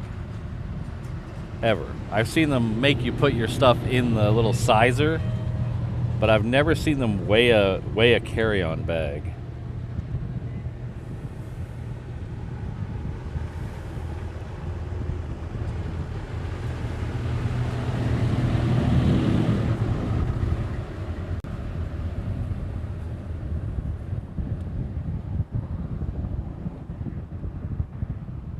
Yeah, I'm going right off the Lufthansa website that shows the summary of my tickets. That's not even their general website. It's actually what they show me when I go look up my ticket. It actually prints out it actually shows the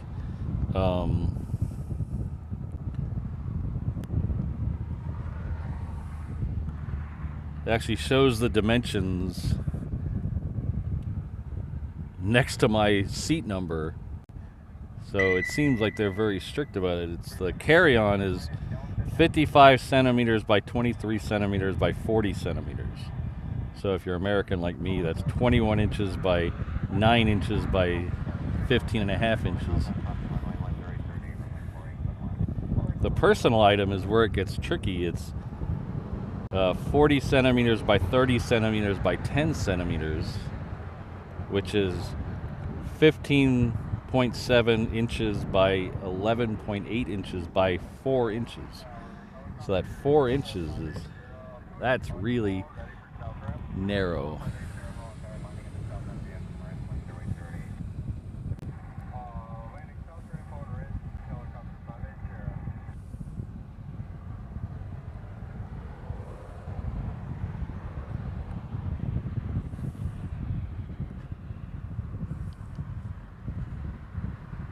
Yeah, I'm gonna have to do some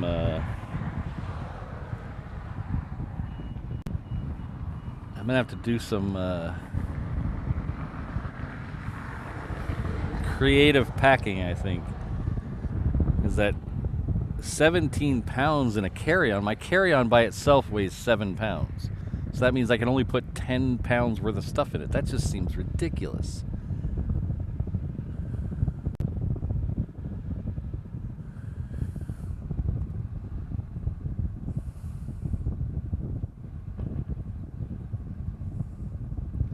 Yeah, Upper, the personal item, they say it's the size of a laptop bag, which is really thin, but the size of a 15 or 16 inch laptop. Yeah. Thank you, everyone. I don't know if I said hello to you today, Ms. Wolves. Hello.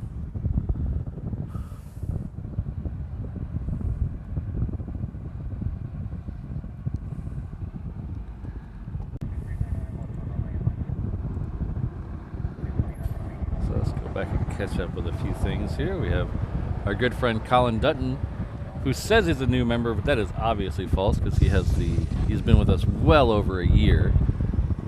So thank you very much, Colin. He's been with us at the 717 level for over a year. Thank you very much.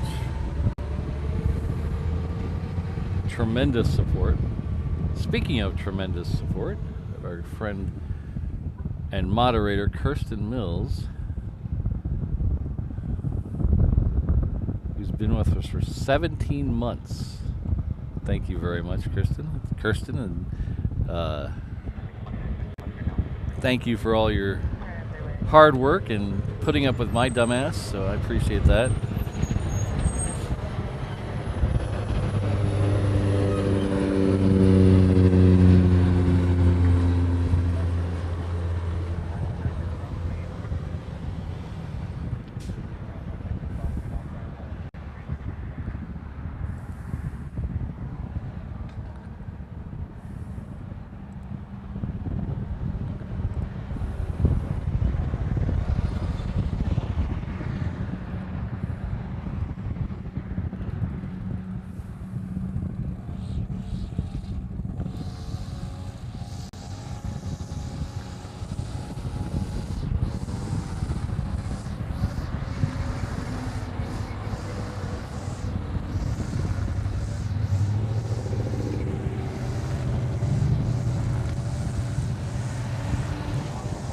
So we do have a UPS Queen lit up. I'm not sure if it's pushed back yet or not, but it's definitely lit up.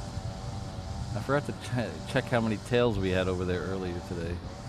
But we have one lit up over there that's heading off to Sydney. Departure time is 8:52, so it is relatively on schedule. Again with the screeching of the tires.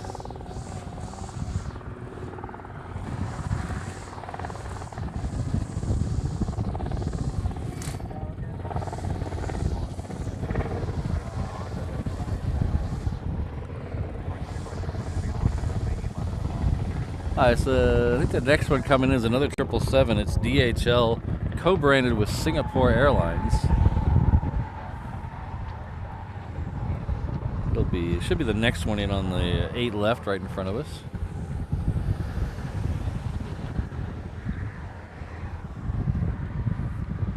Man, it's like a demolition derby out here today. There's people driving like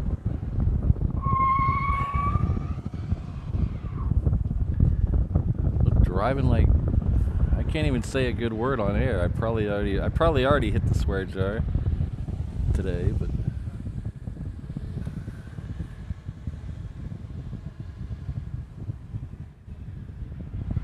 I don't know what it's like with where you guys live. You guys live everywhere all over the planet. That's pretty amazing. Yeah, don't buy a used rental car. But it's turning into the wild, wild west everywhere I go. It seems like there's no more traffic laws. There's traffic suggestions now, and holy cow.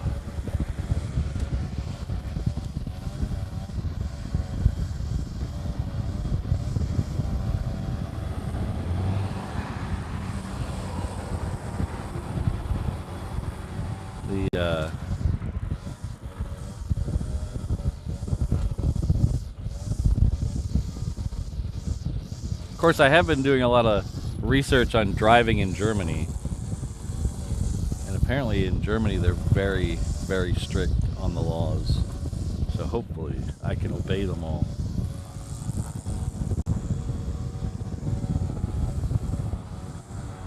There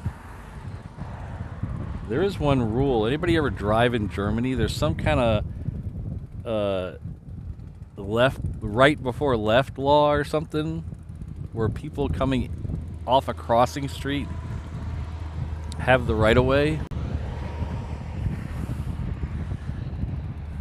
So this is that DHL 777 I was telling you about a second ago. We're keeping it a little wide here because the heat haze is getting to be a little bad right about now.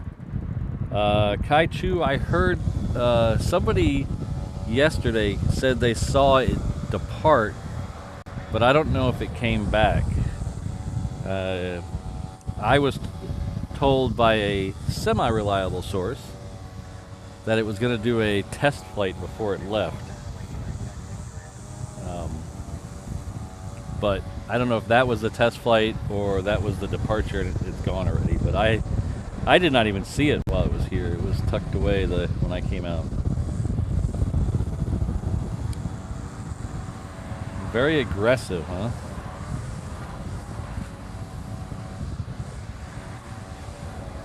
Yeah, Bill, that's why I have dash cams on all my cars.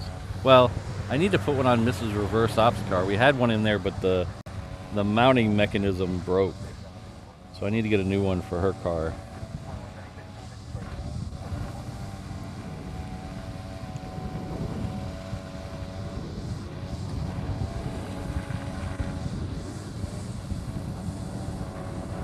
Ah, France, okay.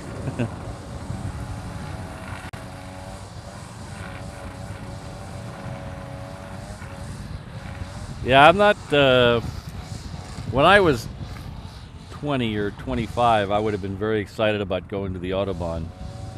I'm not really excited about going to the Autobahn now. Because even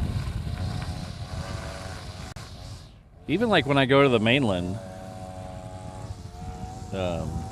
from here, The people on the mainland drive too fast for me.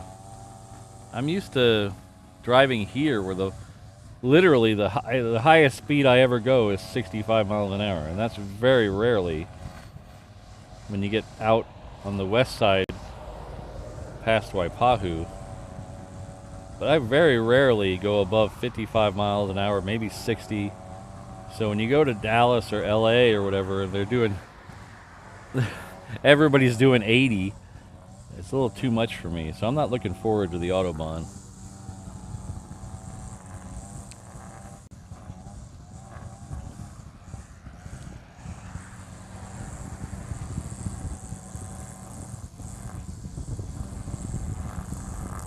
Kai, I've been very lucky twice here to catch them here. I caught one arriving about 2 or 3 months ago, and then I caught one departing about 2 years ago.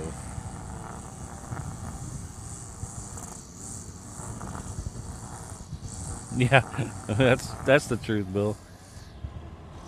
Everybody in Texas drives like they're in way too big of a hurry.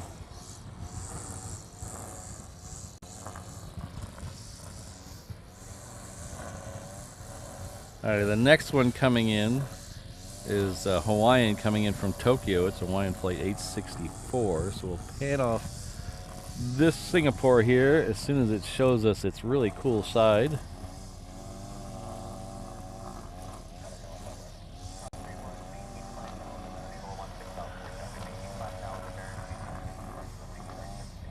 So we have a fighter going out on the reef runway.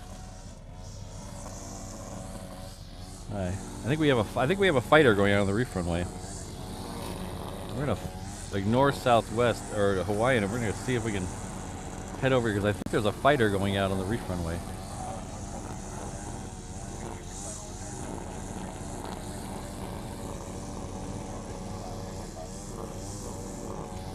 Sorry about the weed whacker noise. They're doing some lawn work around me, and I don't think it's going to get any better before the end of the show. It's just going to get worse.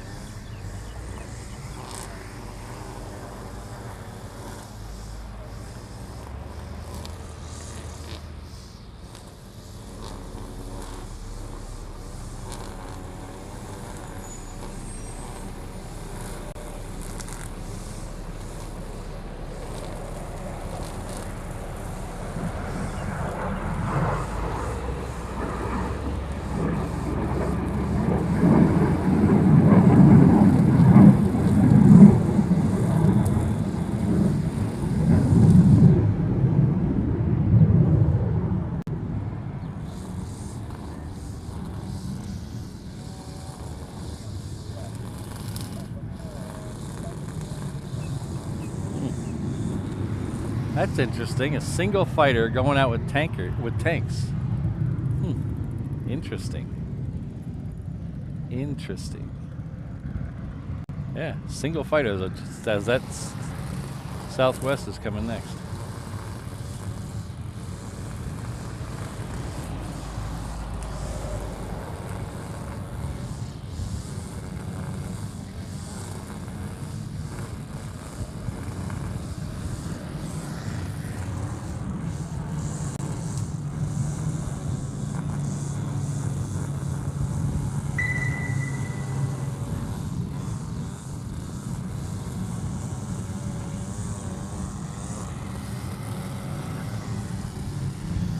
Alright, I'm going to see if I can move this microphone.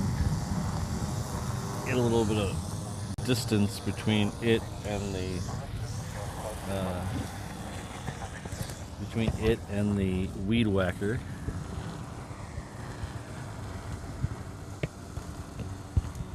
It's not going to go there. We'll just put it right there and see what happens.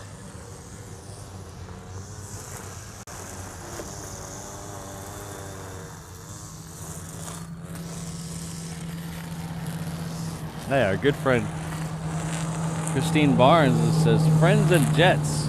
All right, that's a good combination there. She has been with us at the 717 level for 15 months. Thank you very much for all your support, Christine. Thanks for being so fun in the chat.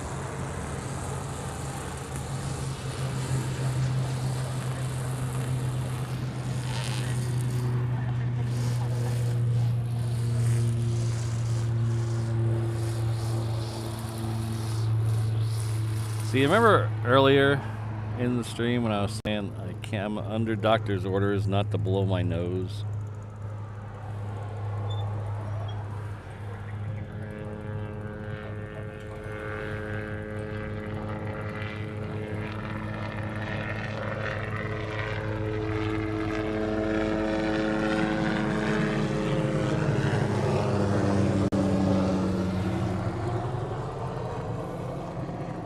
So I'm under doctor's orders not to blow my nose because I had that.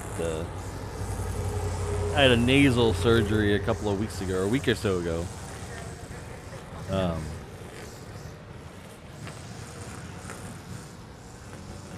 And this this lawn maintenance is gonna drive me insane. My nose is going absolutely crazy right now with all the grass clippings in the air, and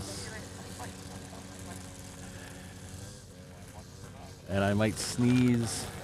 Alright,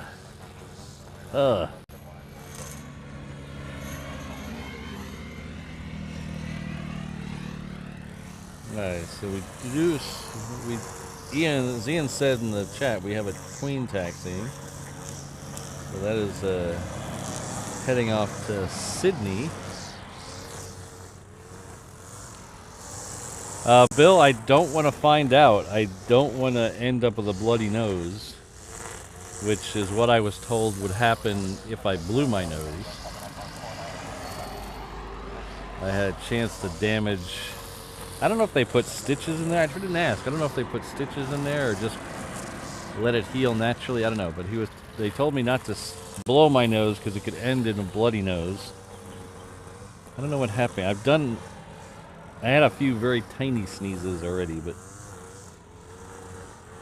yeah, not a good day for a COVID test. That's definitely the truth.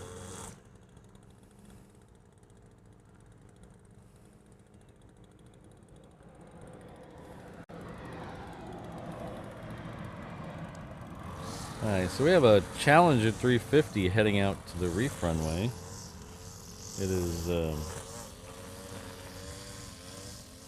going to be followed by a 717. The 717 is heading off to Kailua Kona. We also have a 717 coming in this side. It's coming in from Maui,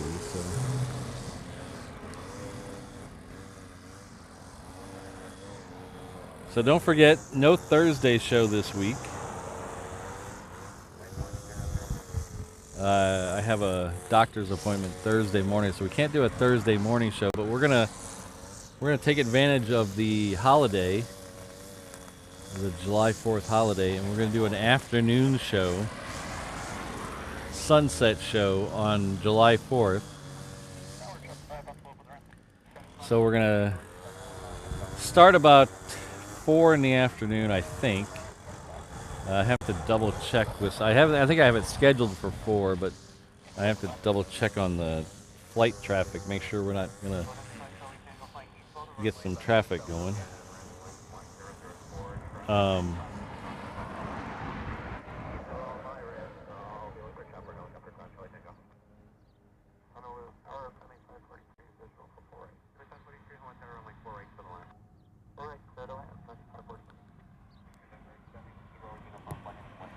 But I think we're gonna start about 4. The sun sets at about 7:30, and then it gets pretty dark about at 20 minutes, half an hour after that. So I don't know if we'll stay long enough to see fireworks. I guess it just depends on how many people are here and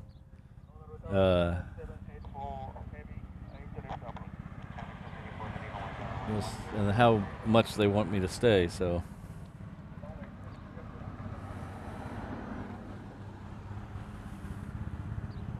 I try to hawk it up like a loogie, Kelvin.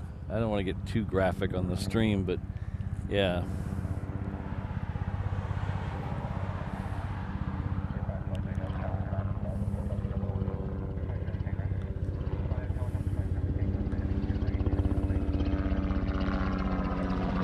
Oh, we got Local Boy 808 in the house. Hello.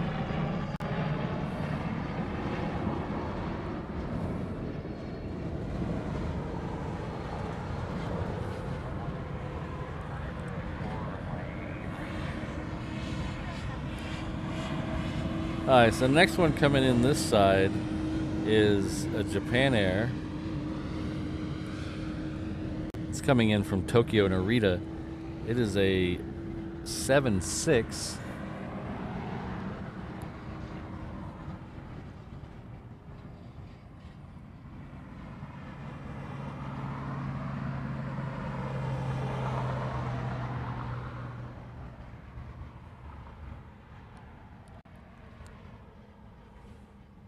Oh, come on, Rainbow Love. Everyone here knows you'll be up. Don't worry about that.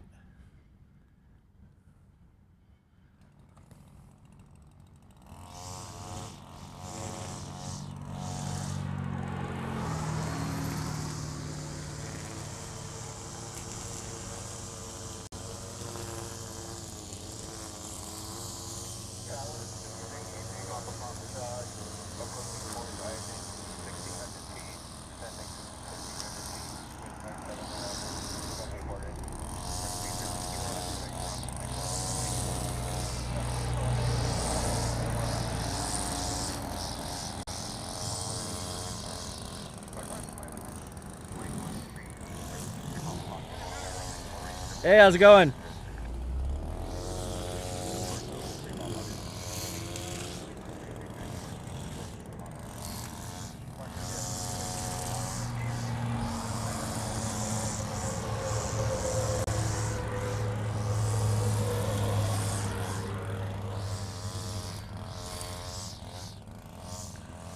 So that one you see in the upper right of your picture there is the 7.6.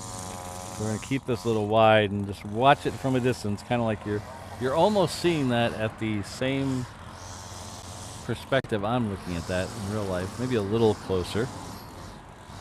Because as you can tell, the heat haze is starting to get a little bad this morning. Ooh, a second queen lit up. All right.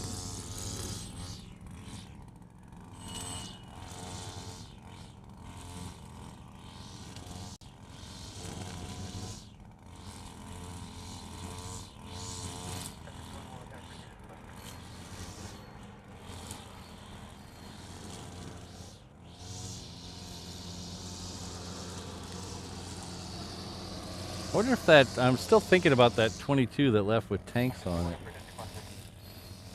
I wonder if it's going somewhere to be retrofitted or maintenance. Maybe it'll come back all silver like the other one that came through here, the experimental one.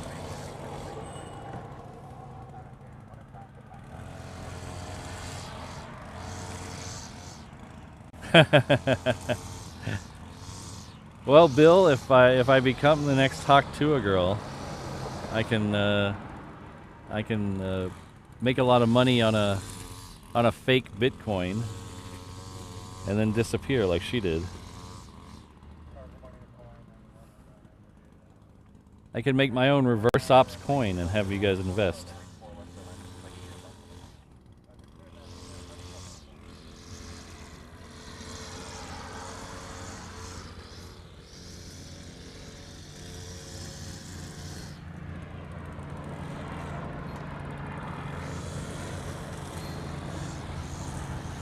See? Log me out again.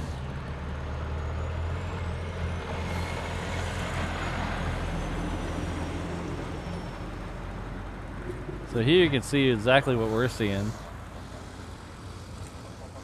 We have the two UPS queens lit up there, right in the middle of the screen. Those are both going to head out to the reef runway. But we got only a few other planes lit up. That one at the top is the 7.6. So We don't have too much lit up right now. I swear, every time I fire up these flight radar, it makes me log back in. It's very frustrating.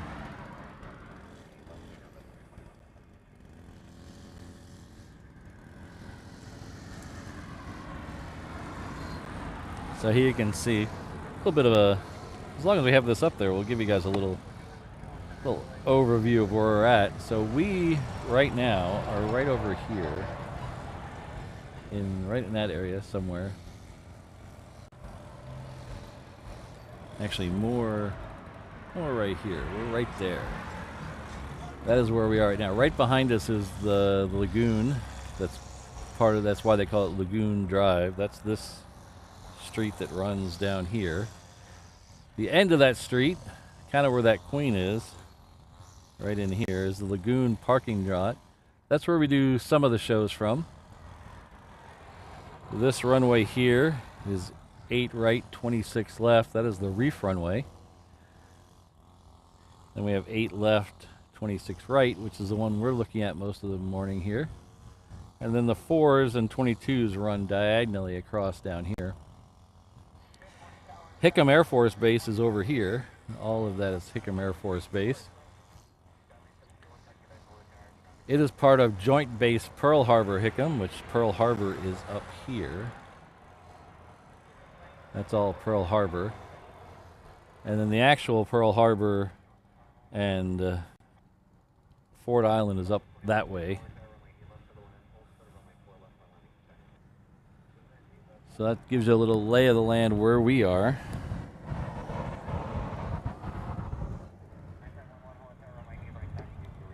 Alright, so it looks like we're going to get some more fighters. I just heard Mai Tai 1-1. So it said taxi to Juliet, so we'll see how quick they are if they beat the 7-4 down there. The 7-4 hasn't even made it to Romeo Tango yet, so there's a good chance they will.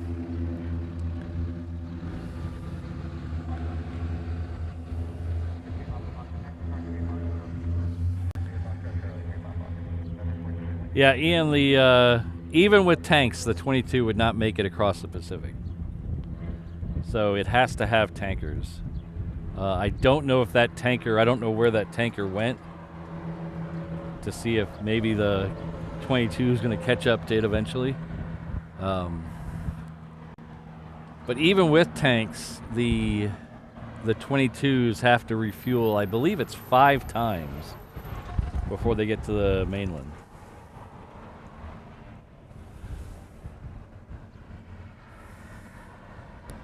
Oh, it looks like we might get a lot of fighters. There's a lot of dots coming this way.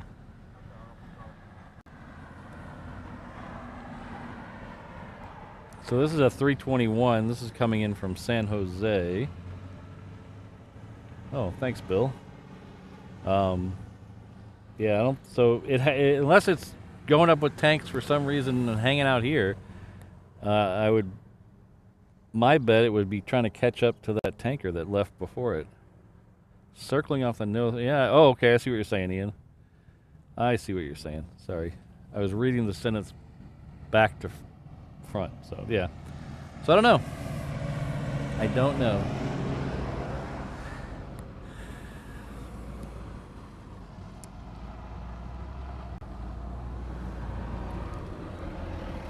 Be interesting to see if how the rest of them go up.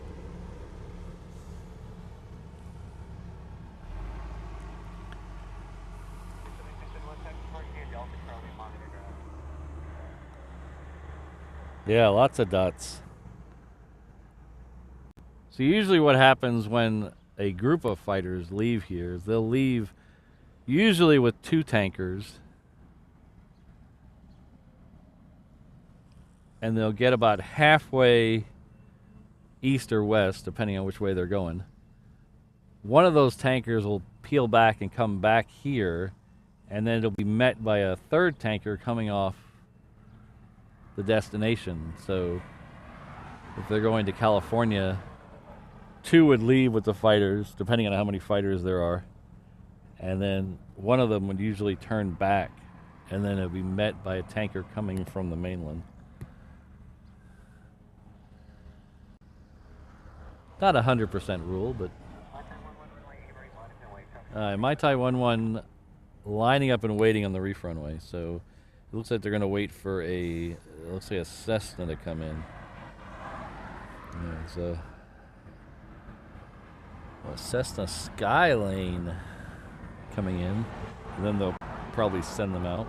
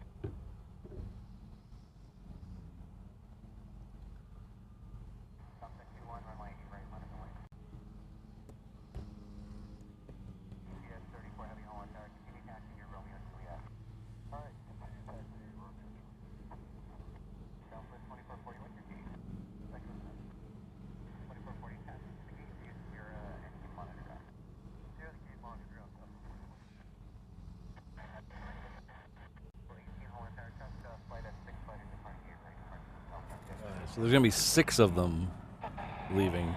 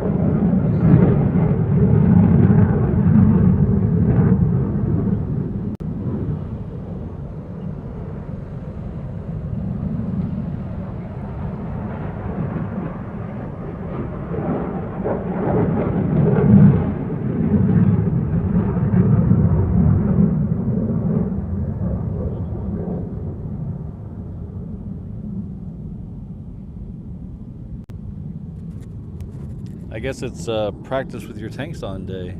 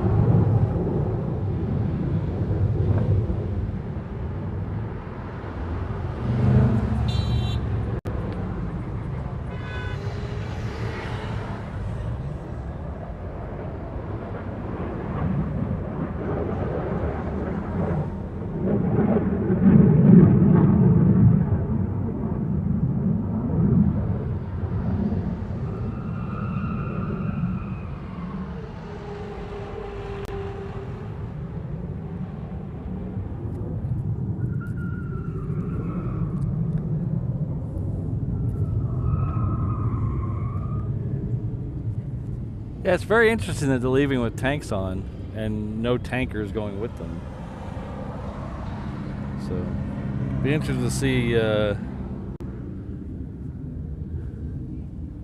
if they come back today. I can't usually hear. I can hear them leave from my office, but usually I can't hear them come back. So, be interested to see if they're actually going somewhere.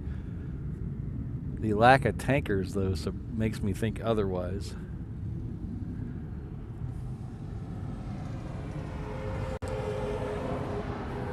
Because I think, even though we did have one tanker go up earlier, I think six fighters is too much for one tanker to go across the Pacific. Jesus. It must be that guy's last day or something.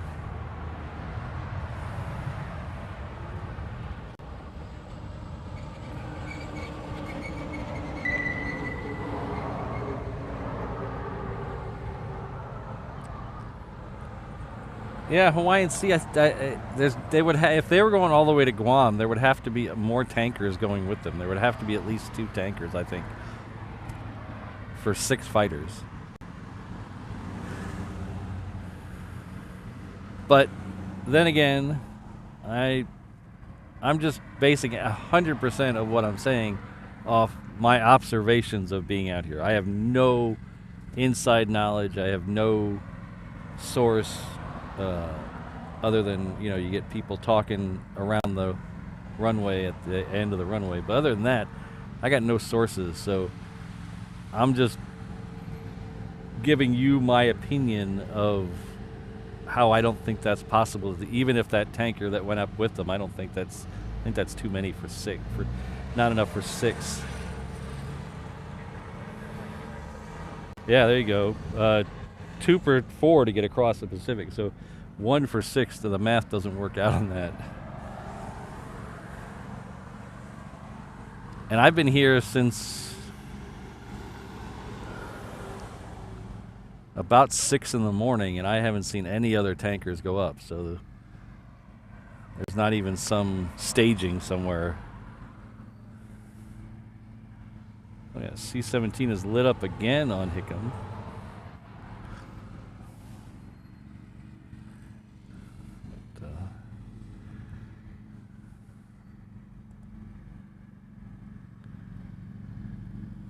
Oh, awesome. That sounds like a good morning, Ken.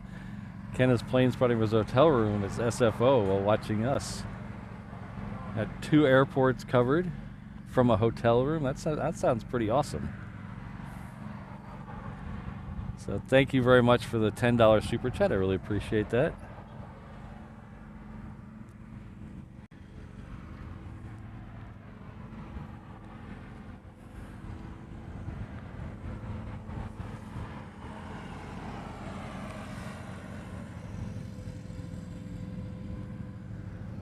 Alright, so this one here, this is Zip Air. This is extremely late today. It's supposed to be usually here in the 7 o'clock hour. We are going to pan away from it, though, in just a second, because that other queen is on the roll. Thanks again, Ken. Enjoy SFO.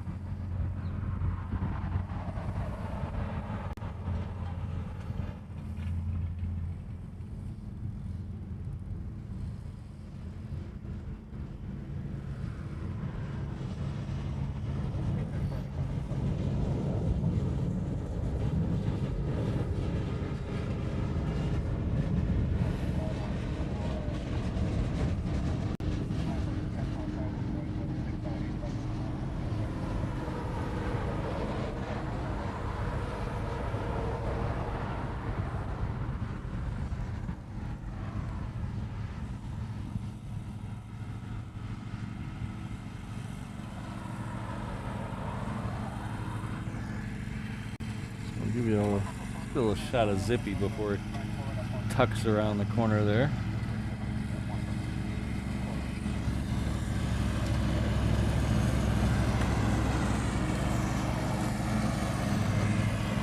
Again, I apologize for the lawn maintenance sound.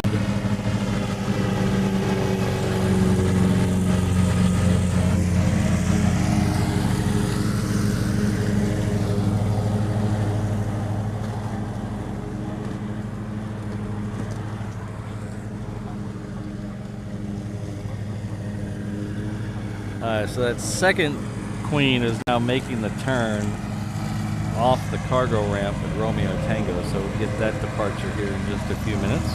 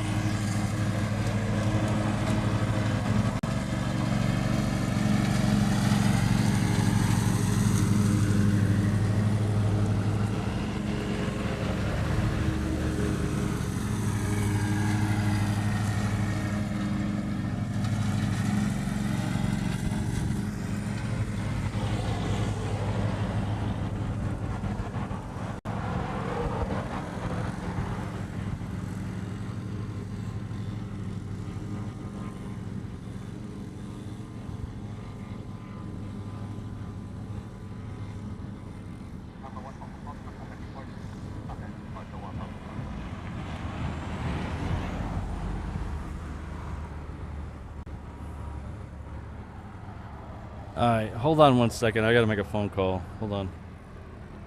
I gotta put the stream on mute.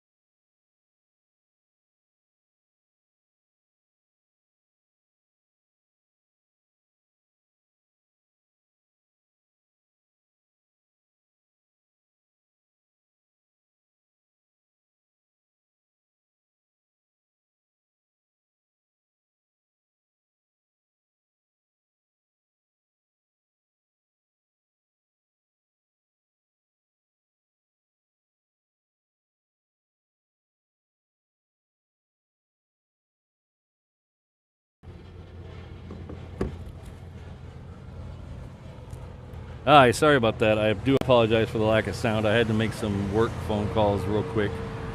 You know, it's the typical situation, normal snafu type of deal.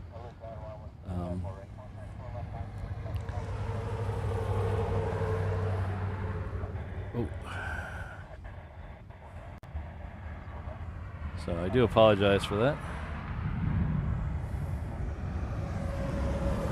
And I was using the phone. I was using the phone that I was using for flight radar, so I have no idea where that queen is right now. Hopefully I didn't miss it. Don't think I missed it.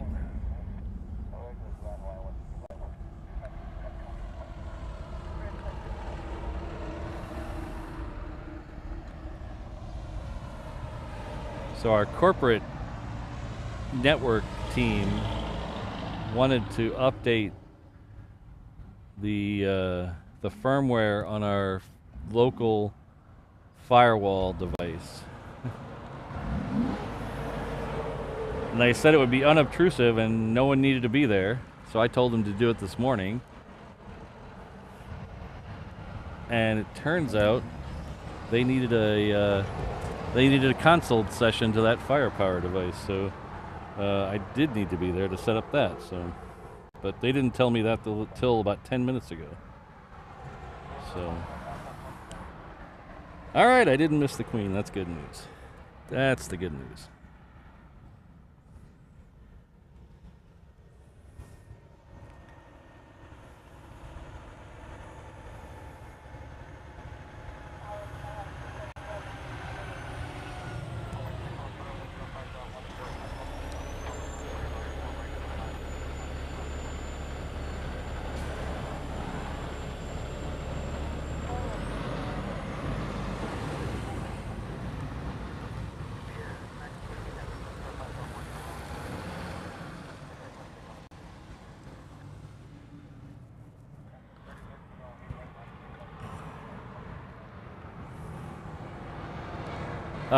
I got about 10 minutes and then I need to go. We straightened everything out.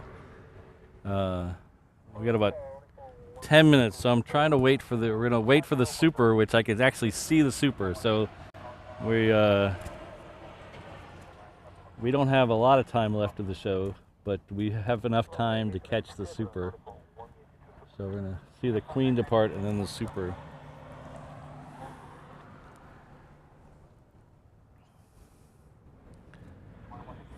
So Refor Pack is as far as I know, it's a huge exercise the USAF is going to do with multiple squadrons, multiple locations. I don't know how much Hawaii is going to be involved in that. That, of course, is if I'm thinking of the right exercise. There's supposed to be one that covers the entire Pacific. From Alaska to Guam to Japan, to California. But I don't know if that's the one I'm thinking of.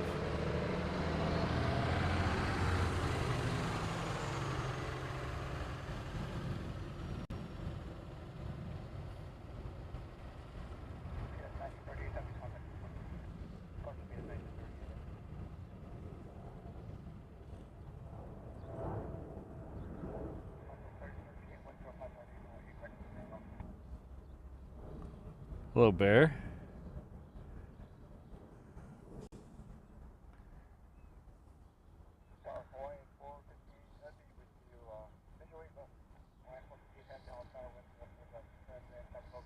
Okay, Maui Diver is going to be part here.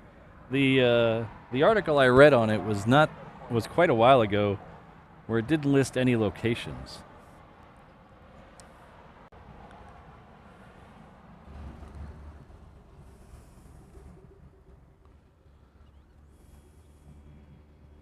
Sorry, it's very heat hazy down there.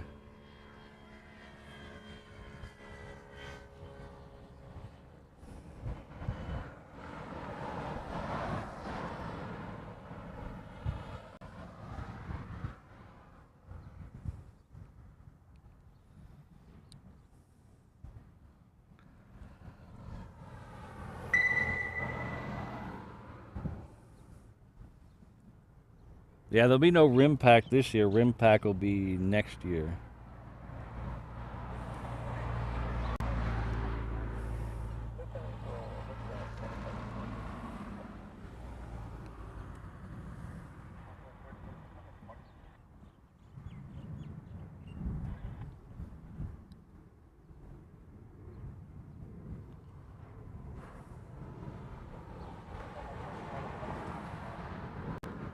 Bear, that's what I mostly use. I flip over to ADS-B Exchange for some of the military stuff, but mostly I use Flight Radar. It frustrates me, but I still use it.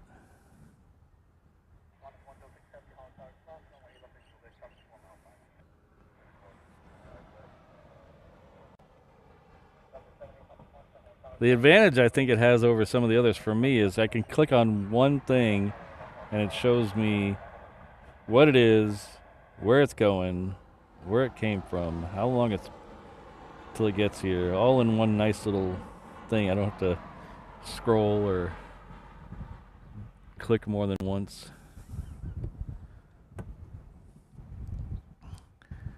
Thanks, Scott.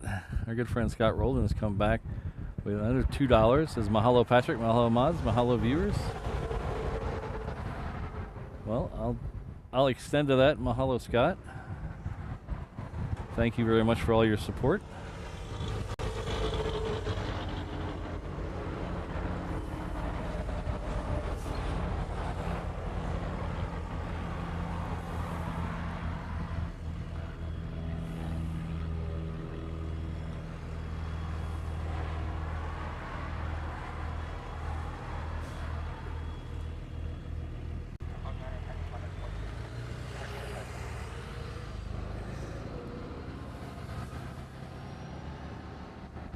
So while we're packing things up here, we're gonna wait for the Qantas. I think the Qantas is taxing, so we're gonna wait for the Qantas. I got a couple minutes. I'm gonna make one more little push for Kickstarter. It's gone up a little bit in today's show. Thank you very much.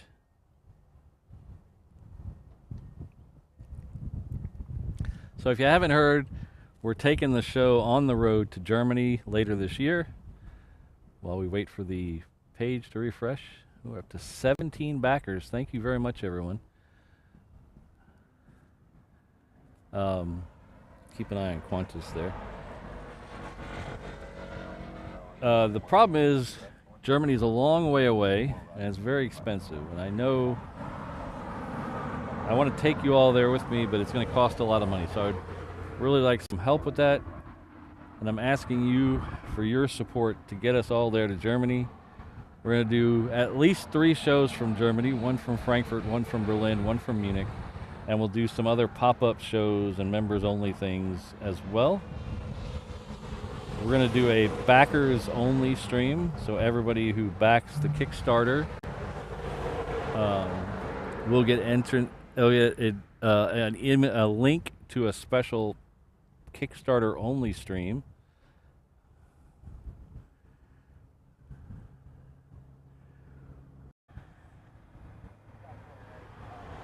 Are we still there? I don't know if we're still here or not.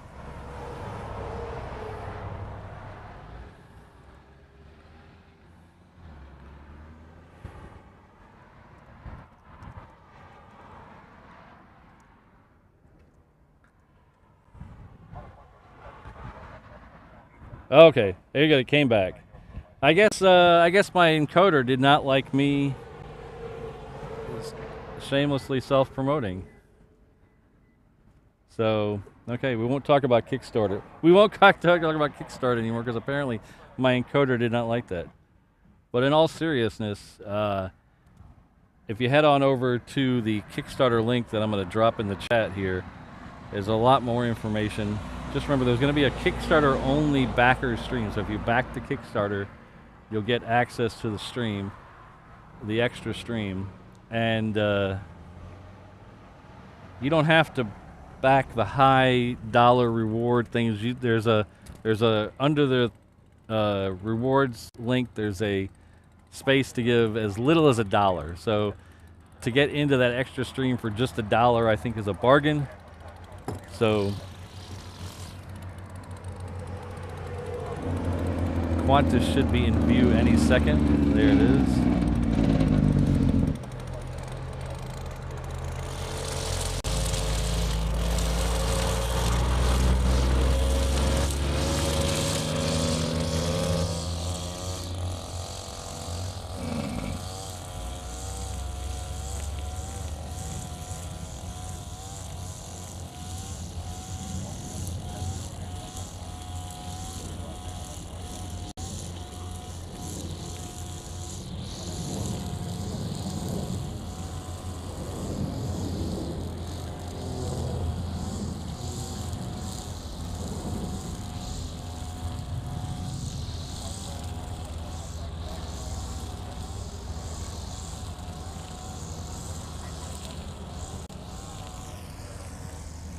So thanks again, everyone, for being here today. It's been a lot of fun. We saw some cool planes today. Saw some fighters. Everyone loves the fighters. Saw some turtles. Heard some weed whackers for an hour.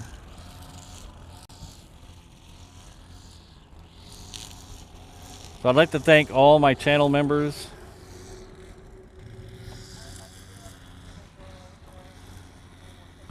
Now I don't know if I'm back here or not because the chat seemed to have stopped. So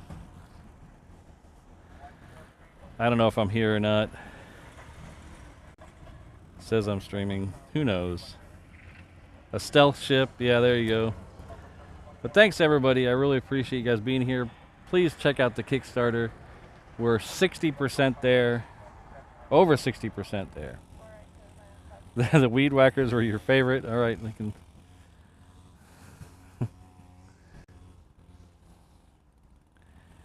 I don't know. I'm all confused. This thing at work flustered me. Oh, we got 3 different sized Uniteds all lined up in a row. Yeah, this thing at work flustered me. But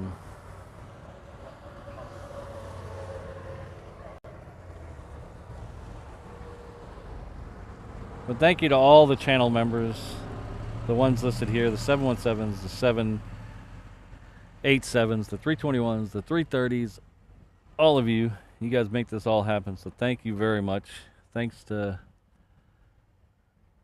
all the people who gifted memberships today, all the anniversaries today. We had a couple super chats from beginning and ending the show with Scott, and then we had Ken.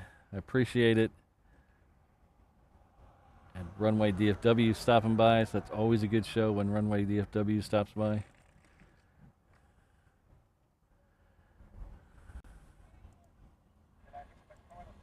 I can't believe how long this credit thing has gotten. You guys are so amazing. Oh, some of the names got screwed up in there. My encoder does not like the emojis or some of the fancy fonts. So.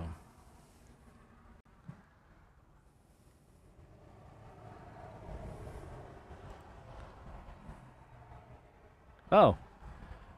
All right, Bear. You ever come down to the airport?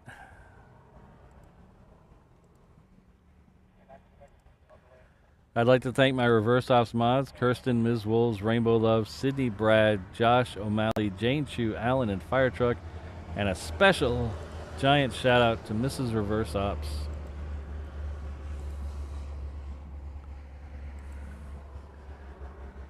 Thank you very much to everyone. Please check out that Kickstarter link. It means a lot to me, as I want to do as many shows from Germany as possible. So please check it out. Give it a thought. Just give it a chance. As little as $1, and if you go up a little higher than that, there's some really cool rewards for your generosity, all the way up to a reverse ops beer stein. So I'm gonna go try to fix what shouldn't have been broken at work. So we'll see you all on Friday afternoon. And then Saturday, don't forget about Saturday. Saturday is a cool one. We're gonna do Banks by the Bay. We're gonna go down to the water and watch the Heavies and Super Heavies bank out of here over our head. So that'll be a lot of fun. So take care, everyone. I am going off to work, Rainbow Love.